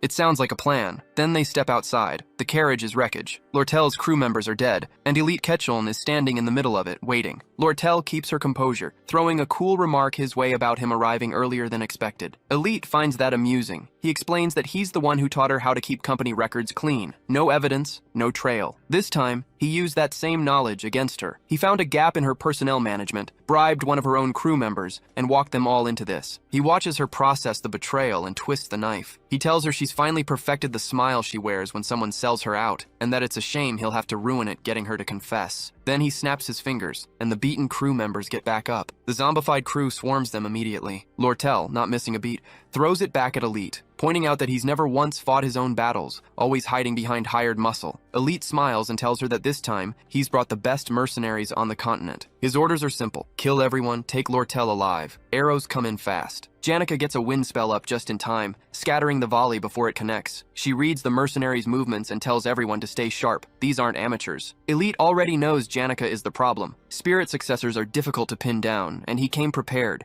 He produces Belarus's Prejudice, a legendary item, and activates it. The mana in the surrounding area begins to collapse inward, suppressed. Janica's advantage just got a lot smaller. Ed knows exactly what Belarus's Prejudice is, and exactly what's wrong with it. The activation window is slow and visible. In theory, that's exploitable. In practice, their group is mostly mages, and veteran mercenaries don't give mages room to breathe. Lord Tell makes the stakes plain. Elite came in knowing everything about them. If that item goes live, the fight is already over. Elite doesn't seem bothered by the question of Academy consequences. His answer is essentially that losing his life would be worse, which is hard to argue with. Ed watches the situation and feels something close to regret. He left this man alive earlier, a small decision that barely registered at the time, and now that decision has compounded into something genuinely dangerous. Elite isn't a great villain because he's powerful. He's dangerous because Ed gave him time to become one. Still, Ed has one thing working in his favor. He knows how this story ends. Elite loses. That's not hope, that's the script. Ed just has to get there. So he looks at the mercenaries blocking every angle and he gets an idea. He crouches down and nudges the person he's been carrying this whole time. Lucy, he tells her, it's time. Lucy's response is to complain about the noise. Then she opens her eyes, raises her hand, and the battlefield rearranges itself. Mercenaries go airborne. The ones still standing don't stay standing long. This is Lucy, technically a student, functionally a catastrophe, and currently the most useful person in the fight by a significant margin. While the chaos settles, the scene shifts briefly to a small cabin that belonged to Glocked. His travel journal, written near the end of his life, was never widely read. In it, he wrote about Lucy with a mixture of awe and worry. He saw her talent clearly, the blessing from the stars, the raw ability that most mages spend lifetimes chasing. But he warned her not to let those gifts make her lazy, and not to let her power make her isolated. Before he finished, he asked 3 things of her. Never kill with her magic, avoid anything that might put blood on her hands even by accident, and live quietly as a student at Sylvania Academy. Back in the present, the veteran mercenaries, people who had walked through genuine danger their entire careers, are terrified. Not rattled, terrified. They've never felt anything like this. Even Elite, who had been running the whole encounter with cold confidence,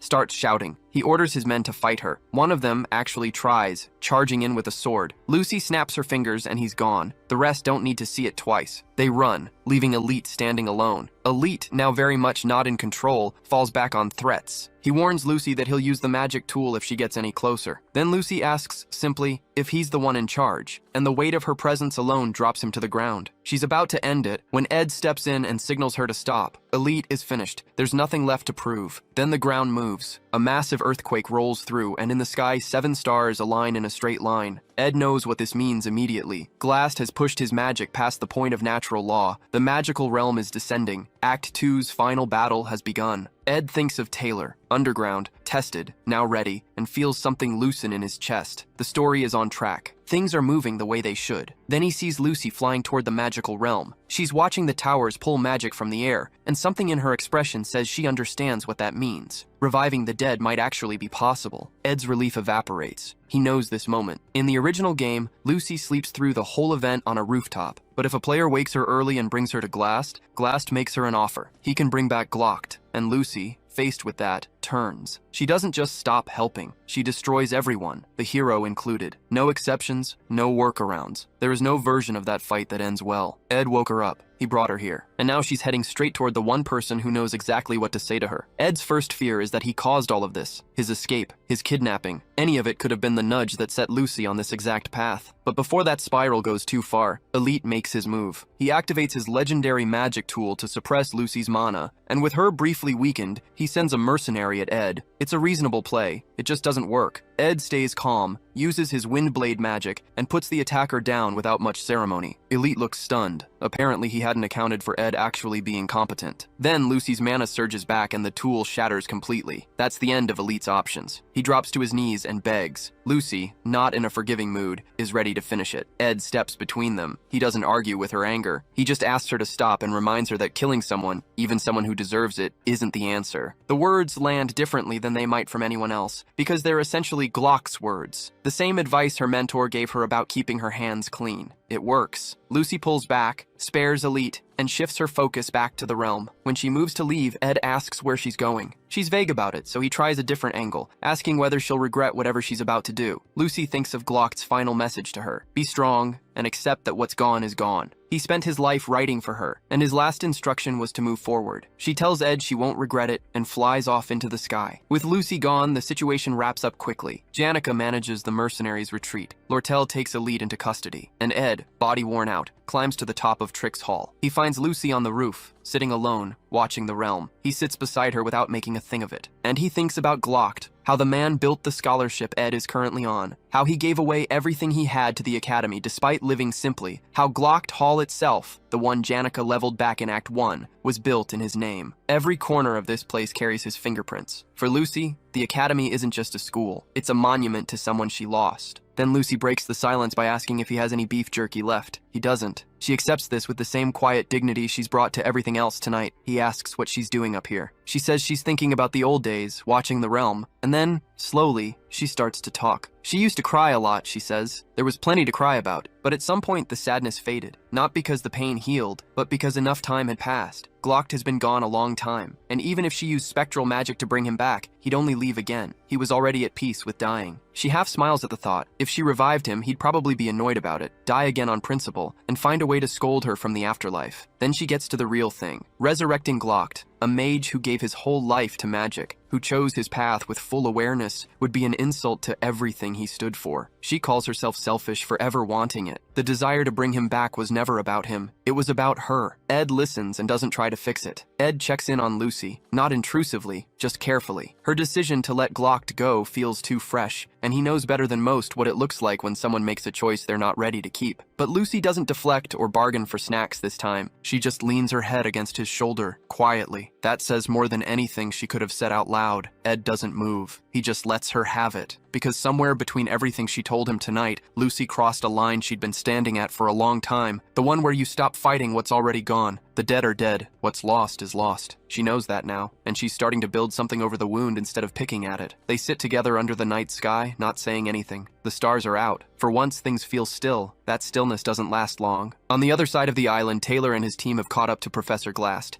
and what's waiting for them is not a conversation. A massive golem towers over the scene, Glast's effectual magic given physical form, with Ayla unconscious and trapped inside it, seconds away from being sacrificed. The final battle is here. Jix and the others open with everything they have, throwing magic at the golem to crack it open while Taylor pushes toward Ayla. Glast steps in his way, and as they fight, Glast's mind drifts back. The quiet life he built, ancient texts, lesson plans, tea with Dorothy and Miss Claire, and Principal Obel, seasons turning outside a window he barely looked through, a man completely absorbed in his work. It looked like peace from the outside, but one thing never left him. His daughter Maury died, and that grief became the engine for everything he's done since. While Taylor presses forward, Jix and Elvira pull the golem's attention until Glast locks them both in a time prison, freezing them mid-motion. Jix manages to get one word out before the spell takes hold. Dodge. Taylor moves just in time. He doesn't stop. He lines up a slash strike and brings the golem down. The destruction unravels everything Glast built. The frozen time releases, Jix and Elvira snap back into motion, and Ayla is free. Glast tries to regroup, but Jix hits him with an ice spell before he can, and Taylor closes the gap. One final blow, it's over. Glast doesn't fight what comes next. He falls from the building and teleports away, not to escape, but to disappear. He ends up in a quiet forest, leaning against a tree, bleeding, and done. He's thinking about Muri when he opens his eyes and finds Ed standing in front of him. Ed has a question. Whatever it is, it couldn't wait. By the time things settle, Lortel has made it back. Her adoptive father Elite secured, the immediate threat's gone. She heads to meet Ed near the underground waterway and finds him there with Lucy attached to his coat sleeve like a barnacle. Lortel clocks that immediately, and her expression shifts just slightly. Before anyone can address it, Dorothy and Assistant Professor Claire come up from the waterway, and the moment they see Janica standing there with Tarkin, both of them scream. Janica, unbothered, walks over to check on Ed. Janica's spirit friends have been busy. They've picked up reports of spectral magic being used somewhere in the forest, and when Tarkin traces the unusual energy back to the magic tower, the group doesn't need long to connect the dots. Spectral magic, a disgraced professor, unfinished business. It has Glast written all over it. Ed would rather not get involved. But his run-in with Elite is still fresh, and he knows better than anyone what happens when you leave a threat half-resolved. If Glast is resurfacing, better to deal with it now than regret it later. They find him in the forest, and the sight stops both Janica and Lortel cold. Glast is in rough shape, wounds open, blood still flowing, barely holding himself upright against a tree. Whatever he attempted, it cost him nearly everything. When they ask what he's doing out here, he says he's admiring the moon. Ed doesn't laugh. He tells Glast plainly that he must have known forbidden magic would end like this. Glast admits it. He knew. What he didn't expect was being taken down by students. He looks at Ed and says he turned out to be a far better student than he'd given him credit for. The problem being that he figured that out too late. Ed takes the opening. He asks the question that's been sitting with him since the beginning. Why kidnap him at all? Glast explains. He'd been impressed by Ed's talent and had planned to fold him into his schemes. But when Glast collapsed from overwork, everything fell apart. He'd taken Ed as a precaution, intending to make him an offer, and by the time he came back for him, Ed was already gone. He says he's paying for his sins with his life, and that it's not a bad deal. Then, quieter, he admits he misses his daughter, Muir. 17 years with her, and somehow he'd forgotten they weren't lonely years at all. Ed lets him sit with that for a moment, then speaks up. He brings up Claire, who admired Glass despite every reason not to. To her, he wasn't just a professor. He was the sharpest mind she'd ever encountered. And Dorothy, she looked up to him as a mentor, someone she genuinely respected. Ed's point is simple. Glass may have lost his way and put lives at risk, but his existence still meant something to people. Sitting here and calling himself a man who will die alone isn't humility. It's an insult to everyone he actually reached. Glass listens. Then he smiles, faintly, and takes off his glasses. With what's left of his strength, he holds out a key. It's to his personal library. Legendary rank crafting formulas, years of accumulated knowledge. Ed hesitates, genuinely caught off guard, and asks why he'd hand over something like that. Glass tells him to be grateful. Then, with the dry humor of a man who has nothing left to lose, he tells Ed to clean up the mess he made before the Academy's investigation team shows up. His last words are for Lucy, a quiet piece of advice to look around herself every once in a while. Then he closes his eyes. He looks almost peaceful, resting beneath the moonlit Zelkova tree. Ed, Lucy, Janica, and Lortel stand there in silence, each of them holding something complicated about a man who had been their enemy. And somewhere along the way, something else entirely. The next morning, Ed is called to the dean's office. The dean wants answers. Why Glast targeted Ed, how he escaped without Ayla, and what exactly his involvement with Taylor's group was. Ed walks him through all of it. Janica, Lortel, the choices he made under pressure. The dean listens. Then he pauses, and with a measured look,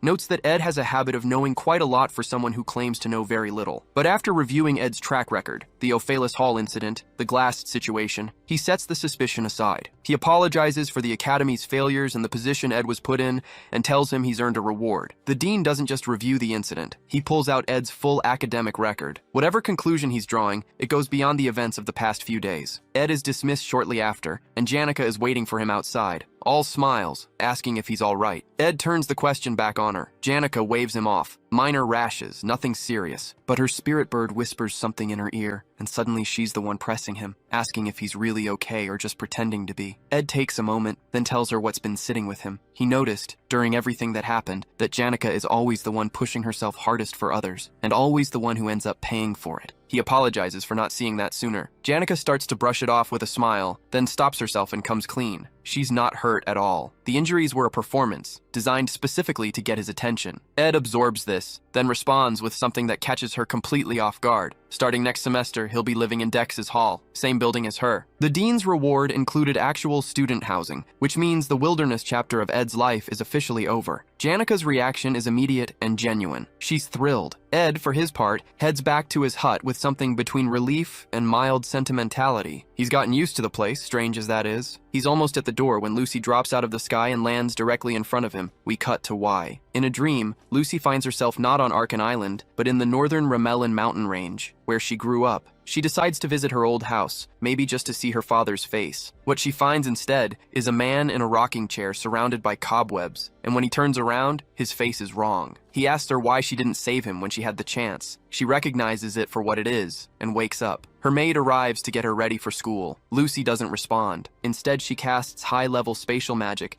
and goes directly to the northern forest. No explanation, just an urgent pull she can't quite name. She lands on the roof of Ed's cabin and watches him walk back from the dean's office. Something about seeing him there settles something in her. Then she overhears him mention that his camping days are ending, loses her footing, and falls off the roof. Elsewhere, Professor Flurbin is in the middle of a lecture on cat-type familiars. His point, Cats are unpredictable by design. Show too much interest and they pull away. Stop paying attention and suddenly they won't leave you alone. The best strategy, he tells his students, is deliberate indifference. The women in the class note, not entirely wrong, that this sounds harder than actual dating. The ecology course on cat creatures is apparently one of the more popular offerings at the academy. Most students do well in it. Ed started near the bottom of the rankings, then quietly outworked everyone until his notes were the best in the class. After the lecture, Flurban calls Ed into his office and brings up the Academy's scholarship program, academic work in exchange for tuition discounts. He pitches it casually while handling his snake. When Ed asks what the work actually involves, Flurban is vague in the way people are when they know the answer isn't appealing. Various academic duties, including assisting Professor Claire. Claire already has a capable assistant in Annis, but the volume of work, semester-end evaluations, academic society agendas, freshman assignment tests, has outpaced what one person can manage. Flurban adds, almost as an afterthought, that Ed should go easy on the freshmen. Ed realizes, as the professor keeps talking,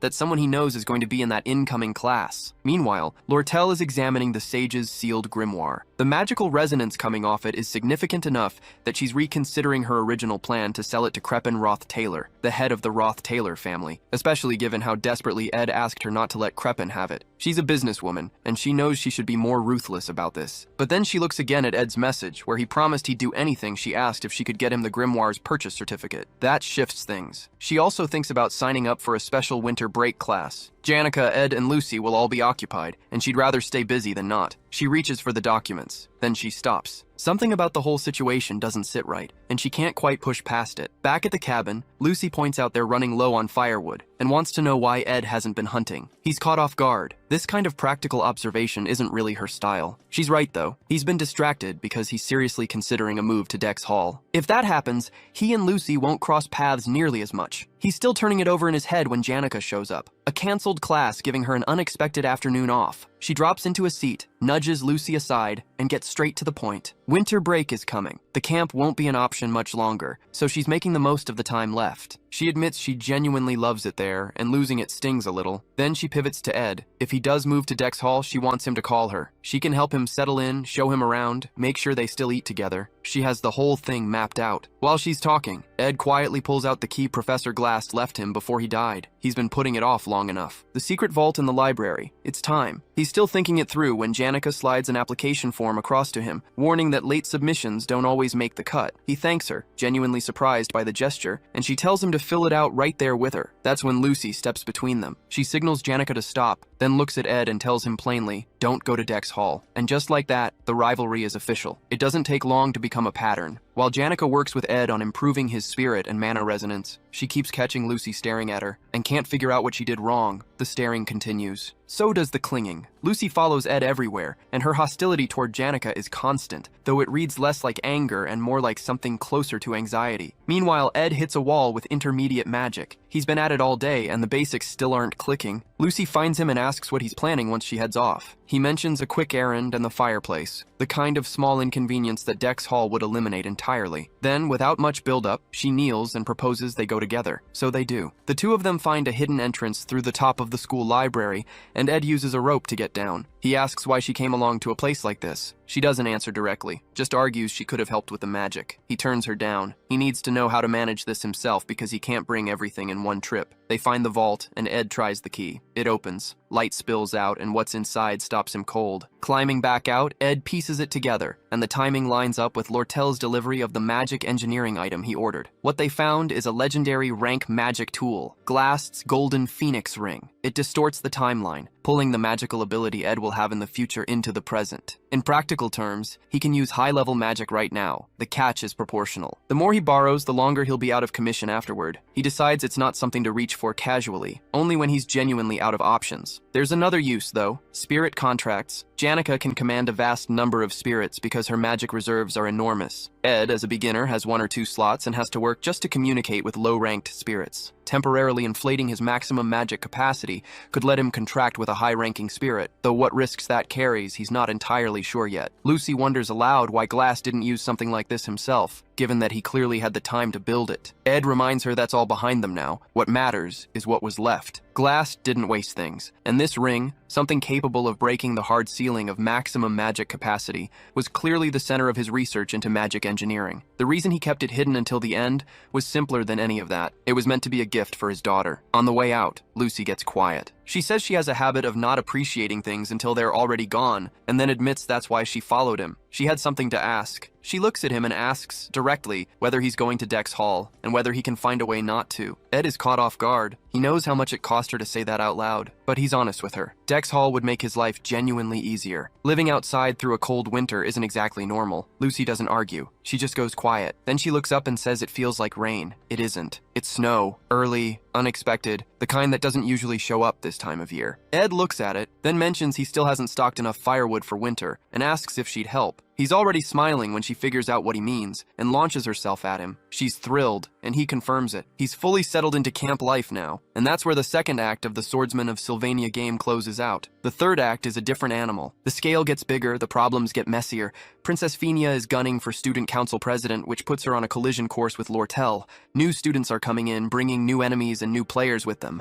And the final boss of the entire third act, Lucy Merrill, the girl currently living in Ed's camp. He knows none of it will be easy. But for now, he sets the worry aside, because he's never seen Lucy show that kind of emotion in any version of the game, any route, any playthrough. That means something. Winter hits hard not long after, and Ed spends half his days just keeping up with the snow and the firewood. Then he gets called for a student scholarship task, which sends him to Principal Obel to turn down his dorm privileges. He walks out with tuition privileges instead, more free time, which sounds great. Except he still can't actually rest at home because of Lucy. He's given up on making her leave, not because she'd freeze, her protection magic handles that, but because making her go would just feel wrong to him at this point. So he steps outside to practice with the ring and tries to reach Marilda, the guardian spirit of the forest. Meanwhile, across campus, Clara has resorted to luring Janica to the Laplace bakery with high-quality refreshments, because that was apparently the only way to get her out. Annis is there too. Clara gets straight to it. She tells Janica she's been watching her drift closer and closer to a dangerous line, and that she's completely fallen under Ed's spell. Janica is caught off guard that Clara already knows, but Clara isn't here to talk her out of it. Her read on Ed has changed. What she wants to know is how fast Janica's heart beats around him, how nervous she gets. After enough prodding, Janica admits she feels comfortable around him, snug even. And that's exactly what sets Clara off, because comfortable is the worst possible outcome. In Clara's view, Janica is heading straight for the dreaded role of the girlfriend who's just easy to be around. The problem isn't Ed, it's that Janica is the only one showing any emotion, while Ed has no particular reason to chase her. Following him around, Clara explains, is a losing strategy. Janica's spirit friends quietly give Clara a thumbs up. Clara then resets and gives her actual advice. Stop doing ridiculous things and start activating Ed's instinct to protect. Solid counsel, apparently drawn from a long career of watching her friends' love lives go sideways. Annis sits through all of it in silence. She also knows that Clara is largely the reason Ed's reputation on campus did a full reversal, simply because he's the guy Janica likes and Clara vouched for him. Everyone trusts Ed now. Annis does not. Later, she's back at school and catches Professor Clara getting scolded by the librarian for an overdue book. It does nothing for her confidence in Clara's judgment, and yet, she knows the serious professors all speak highly of Clara's actual abilities, which is its own kind of annoying. On her way in to submit a report, a guy offers to help her carry it. She thanks him and says no. She's a second year in the magic faculty, and she's the reason Assistant Professor Claire,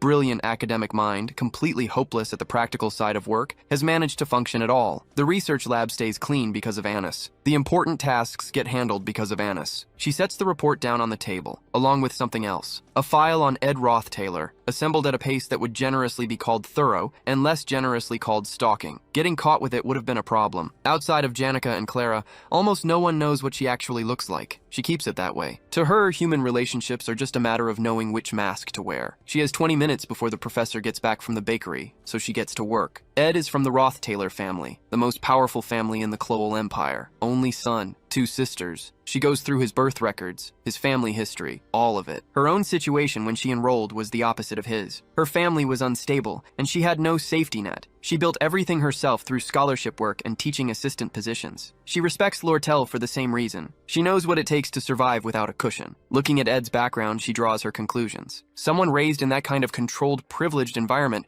probably absorbed a domineering worldview without even realizing it. Her read, he's the type who avoids accountability and gravitates toward women who reflect him positively, who make him feel good about himself. Given the luxury he grew up in, he'd likely prefer someone conventionally attractive. And given his history, a proactive woman would probably put him off. So she decides the right move is to stay unremarkable around him. He's changed since the excommunication. She'll grant him that. But in her estimation, someone who spent decades living one way doesn't just become a different person. More hardworking or not, she's fairly certain the arrogance is still in there somewhere. Annis decides the best way to vet Ed is to become exactly the kind of woman her research says he'd fall for. She's going to run a controlled experiment on a person. The plan gets interrupted when Professor Claire crashes in with bakery goods and knocks over the tea. Claire braces for the fallout. Instead, Annis just asks if she's okay. It's so out of character that Claire doesn't quite know what to do with it. Meanwhile, over in Lucy's room, Ed is thanking Belle, the Academy's chief maid, for cleaning his uniform. Belle appreciates the gratitude, but has an observation. She's been finding a lot of blonde hairs in Lady Lucy's clothes, and a lot of white hairs in Ed's. She also points out that he's been speaking to her with unnecessary formality. Ed explains it just feels right, given how many people she oversees. Belle counters that he's managing quite a few people himself, Lucy, Janica, and Lortel, and tells him she'll handle his laundry regardless of where things stand with any of them. Ophilus Hall is fully restored after all. Then she mentions that 7 new students will be moving in after the break,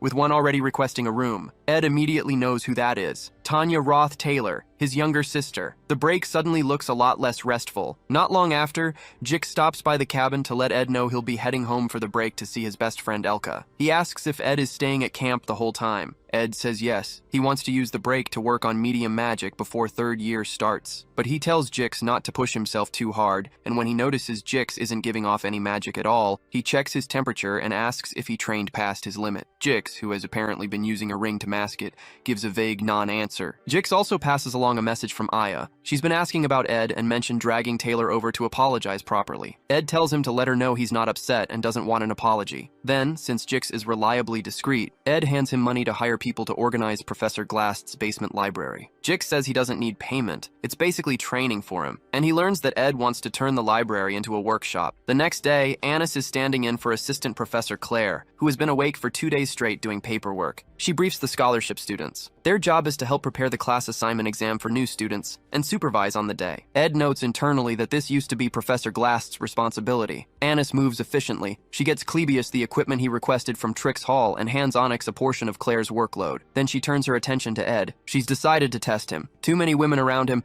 and she wants to know, for Janica and Claire's sake, whether he can be trusted. She's built the persona. Time to use it. She tells Ed he'll be accompanying her on a field survey, and the two of them head northwest to Orin Mountain. While they work, Annis says she's tired and asks if he is too. He suggests a break. She thanks him in a soft, slightly performative way and tells him he's dispelled all her misconceptions about him. When he asks what she means, she explains she's close to Janica and had been worried about who Janica was spending time with. That's why she'd been cold. Ed shrugs it off. He says he doesn't really care about that and adds that she must be exhausted from juggling the TA work. She responds by taking his arm and telling him it's fine now that he's here. She leans into it, talks about how supported she feels by his presence, mentions that she was also excommunicated from her family and had to put herself through school alone. Ed tells her she's handled it well and not to be too hard on herself about it. She lights up and says they have a lot in common. Ed, for his part, notices that something about her feels off. This isn't the cool, no-nonsense version of Annis he's been dealing with. Then she trips over absolutely nothing and falls into his arms. He catches her and tells her to be careful, but he's clearly clocked that there was nothing to trip on. When she leans further into the dramatics, he just looks confused. She excuses herself to go collect her thoughts. Alone for a moment, Annis runs through her checklist. She established common ground, showed vulnerability so he'd want to protect her, made physical contact a few times. The strategy was solid. The results, though, were inconclusive. And then, almost against her will, she finds herself noting that he's surprisingly built for someone who acts like a bookworm, and far more capable at fieldwork than she expected from a noble family's young master. Also, she thinks, objectively speaking, he's gorgeous. No wonder Janica fell for him. Then it hits her. This is exactly how it happens. This is the mechanism. She tells herself she's different and gets back on her feet. Back on the mountaintop, Ed waits for her, taking in the view. For a moment, it clears his head, but the calm doesn't last long. His thoughts drift back to Tanya Roth Taylor and whatever trouble she's likely to bring with her. Tanya Roth Taylor isn't just ambitious. She's the kind of ambitious that comes with a 5-step plan already in motion. A political genius with a talent for manipulation,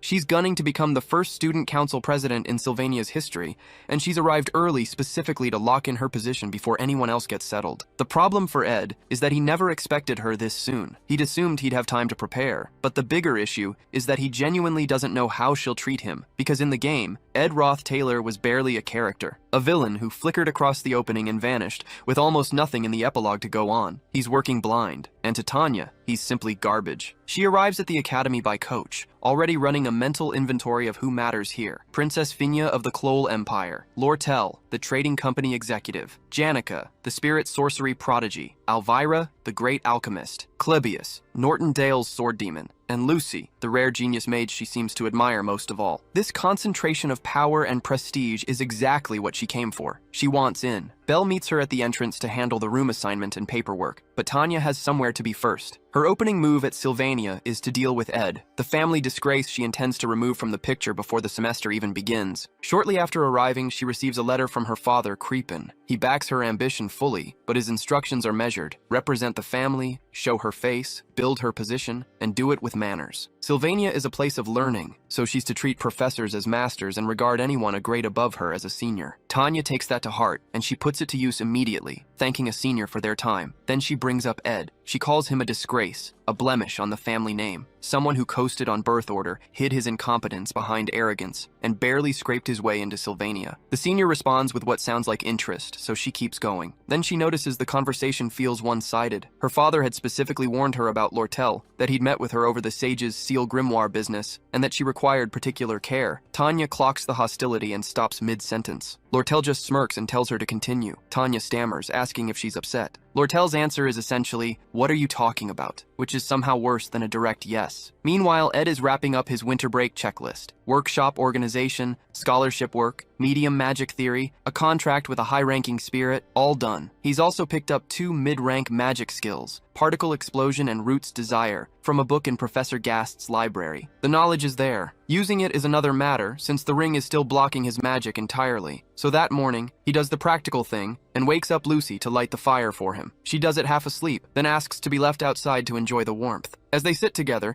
she mentions she can smell perfume on him, Anissa's flower scent, from working with her all day. She also asks if he's sick, and when he confirms it, she tells him not to die. Solid advice. She tries to check his magic and finds it completely empty, which earns him an accusation of doing something reckless. He says it's manageable. Then, out of nowhere, she asks him to pat her head. He does, one hand on a book, and she settles in and enjoys it. That quiet moment doesn't last. Lortel appears and greets Ed, noting it's been a while. He assumes she's there about the favor he'd asked, and wonders why she didn't just summon him to the trading company. But Lortel makes it clear this visit is about something else entirely. She has questions. Back on Tanya's end, she's already moved on to her next play. She thanks a pair of seniors for hearing her out and offers them antiques from the Roth-Taylor family storage in exchange for helping her deal with Ed. Elka lights up at the offer. Jix, on the other hand, just stares at her and asks very deliberately whether she's really Ed's younger sister. The magic radiating off him makes it clear he's not someone to underestimate, and Tanya files that away immediately. When she confirms it, something shifts in Jix. He smiles, tells Elka, and then, to Tanya's visible confusion, hands her a mandatory magic engineering item for new students to help train her magic resonance. Elka adds a copy of Professor Delorf's elemental study notes. By the time they're done, she's holding an entire box of first-year essentials. Whatever she came to that meeting expecting, it wasn't this. Tanya can't believe they're brushing off her offer, but Jix waves it away. Siblings fight. It's just how it goes. Then he finally introduces himself properly. Second-year student, Ed's junior, and someone who owes Ed enough to consider them close. He gives Tanya a reassuring pat on the back and tells her she'll be fine, noble blood and all. Then he and Elka board their ship home, leaving Tanya standing there buried under a box of gifts she never asked for, annoyed that her recruitment pitch somehow turned into a care package. Over in Assistant Professor Claire's office, Anise is taking stock of the break. If the new student assignment exam goes smoothly,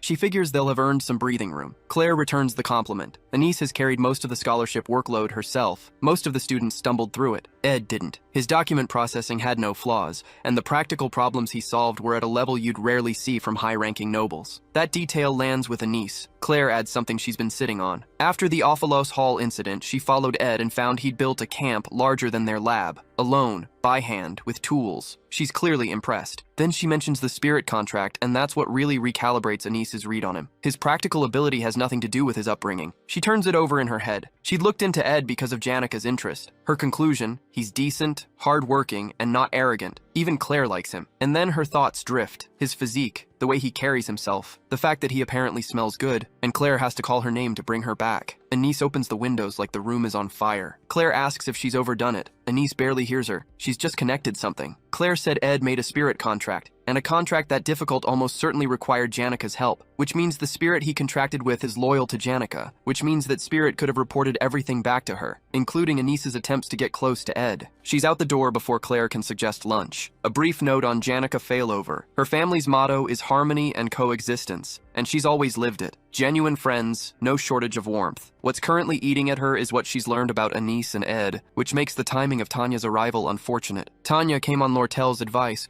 working her way through the academy, introducing herself and building a case against Ed. Janika was supposed to be an easy conversation, kind, measured, approachable. Instead, Tanya walks up and finds a spirit rising behind her that looks like it has opinions. Lortel's description of Janika was apparently out of date. In Ed's camp, Janika wraps up the practical side of things. Most of the production materials he needed are sorted, though legendary rank items are scarce in winter. He thanks her for fitting it in around her schedule. She tells him not to worry about it, and when he asks why she came in person, she says she needed the rest. That's her story, and she's keeping it. Then Lortel spots Lucy asleep in the camp and asks what's going on. Ed's explanation, that it's winter, does not satisfy her. She lets it go and gets to the point. She shows him the sage's sealed grimoire and the letter, his written promise to do anything she asked in exchange for her bidding on it. She's here to collect, and she's smiling about it. Ed asks how far she's planning to take this. She tells him she's not going to ask for anything unreasonable. What she wants is simple. She wants him on her side. The third act is starting. The conflict between Princess Fenya and Lortel is about to open up, and Lortel is already moving. Fenya Elias Cole is her fated opponent, the one who, according to how this story is supposed to go, wins the student council presidency, takes control of the academy, and eventually uses that power to start pulling at the threads of the Roth-Taylor family in the fourth act. Ed points out that he's just a student. His support probably won't shift the outcome. Lortel doesn't disagree, but she tells him his reputation in the academy is growing, and more importantly, this isn't about politics. It's personal. That's enough for Ed. He's in. Ed has seen Lortel run calculations in her sleep, but that night, for the first time, she just looked happy. Not strategically happy. Actually happy. It's a small thing, but he notices it. The next morning, he's up early, same as always, asking Lucy to get the fire going. The night before, Lortel had filled him in on something he hadn't seen coming. His little sister Tanya had been making moves. Lortel isn't sure whether Tanya genuinely considers Ed a threat to the family, or whether it's just the ordinary low-grade resentment that comes with being a sibling. Either way, she'd introduced Tanya to a few people. And now, that same morning, Tanya shows up at his door with some of her workers and a gift in hand. She's nervous, visibly, but there's no malice in it, which isn't what Ed had expected. He tries to work out why she'd be scared of him, and then it hits him. He thinks back to what his life must have looked like from her side, growing up at the estate. He's been reading her wrong. Then he stands up and she flinches. That pulls up a specific memory. A maid who once offered him food in Tanya's presence and what he did to her. Tanya had begged him to stop. He'd told her that attachment to servants was beneath her. He remembers it clearly now. Back in the present, he thanks Tanya for the gift and tells her he'll wear it when the next semester starts. He also acknowledges plainly that he's been excommunicated, technically no longer her brother, but that the gesture still means something to him. Then he waves her toward the fire and tells a half-asleep Lucy, who looks like she's still negotiating with consciousness, to get the guests settled. He goes inside and comes back out with drinks. He asks Tanya who she's been talking to. She admits it's been about him. Then he says Janika's name and the whole group goes stiff. Ed mentions casually that Janika is the kindest person he knows. Tanya agrees, a little too forcefully, and explains that Janika was very kind, very strong, and also summoned a high-level spirit fire lizard that threw all their workers across the room. Then she catches herself and walks it back entirely, insisting Janika was simply kind and wished her well. Ed asks directly whether Janika really summoned a high-level spirit. Tanya says no, absolutely not. She doesn't know what she was saying. Ed can see exactly what's happening, so he decides to just say it. He tells her he's doing his best now, living with the consequences of being excommunicated, and that he knows he made the estate a bad place to be. He apologizes for what he can't undo. Then he tells her he heard she's planning to run for student council president and that he'll be cheering for her. He means it, even knowing she won't win. In the story, Tanya is on Fenya's side. She's not the one who ends up with the seat, but she's still family, and that counts for something to him now. Tanya stares at him like she's seen something that shouldn't exist. Ed has no idea what to make of her expression, or where things go from here. Back at Apillis Hall, she talks herself down. Ed is still the same person, she decides, just better at hiding it. The only reason she's not saying so out loud is that Janika nearly burned someone for less. That part is hard to dismiss. Janika isn't performing loyalty, she actually believes in him. Still, Tanya can't square it. A place full of elite students, and none of them have seen through him yet. She's holding out for the moment his mask slips. Then she reaches her door and finds someone standing next to it. Unpolished, a little rough around the edges, someone she recognizes from Ed's camp. The girl immediately asks if she's Ed's little sister and tells her to come knock if she ever needs anything. Tanya watches her disappear into the next room, then looks at the door. There's a golden nameplate on it, the kind reserved for the top students in the academy. The name on it is Lucy Merrill. The legendary genius mage is Ed's neighbor, and apparently also his errand girl who lights his morning fire. Tanya's entire framework for understanding this situation has just collapsed.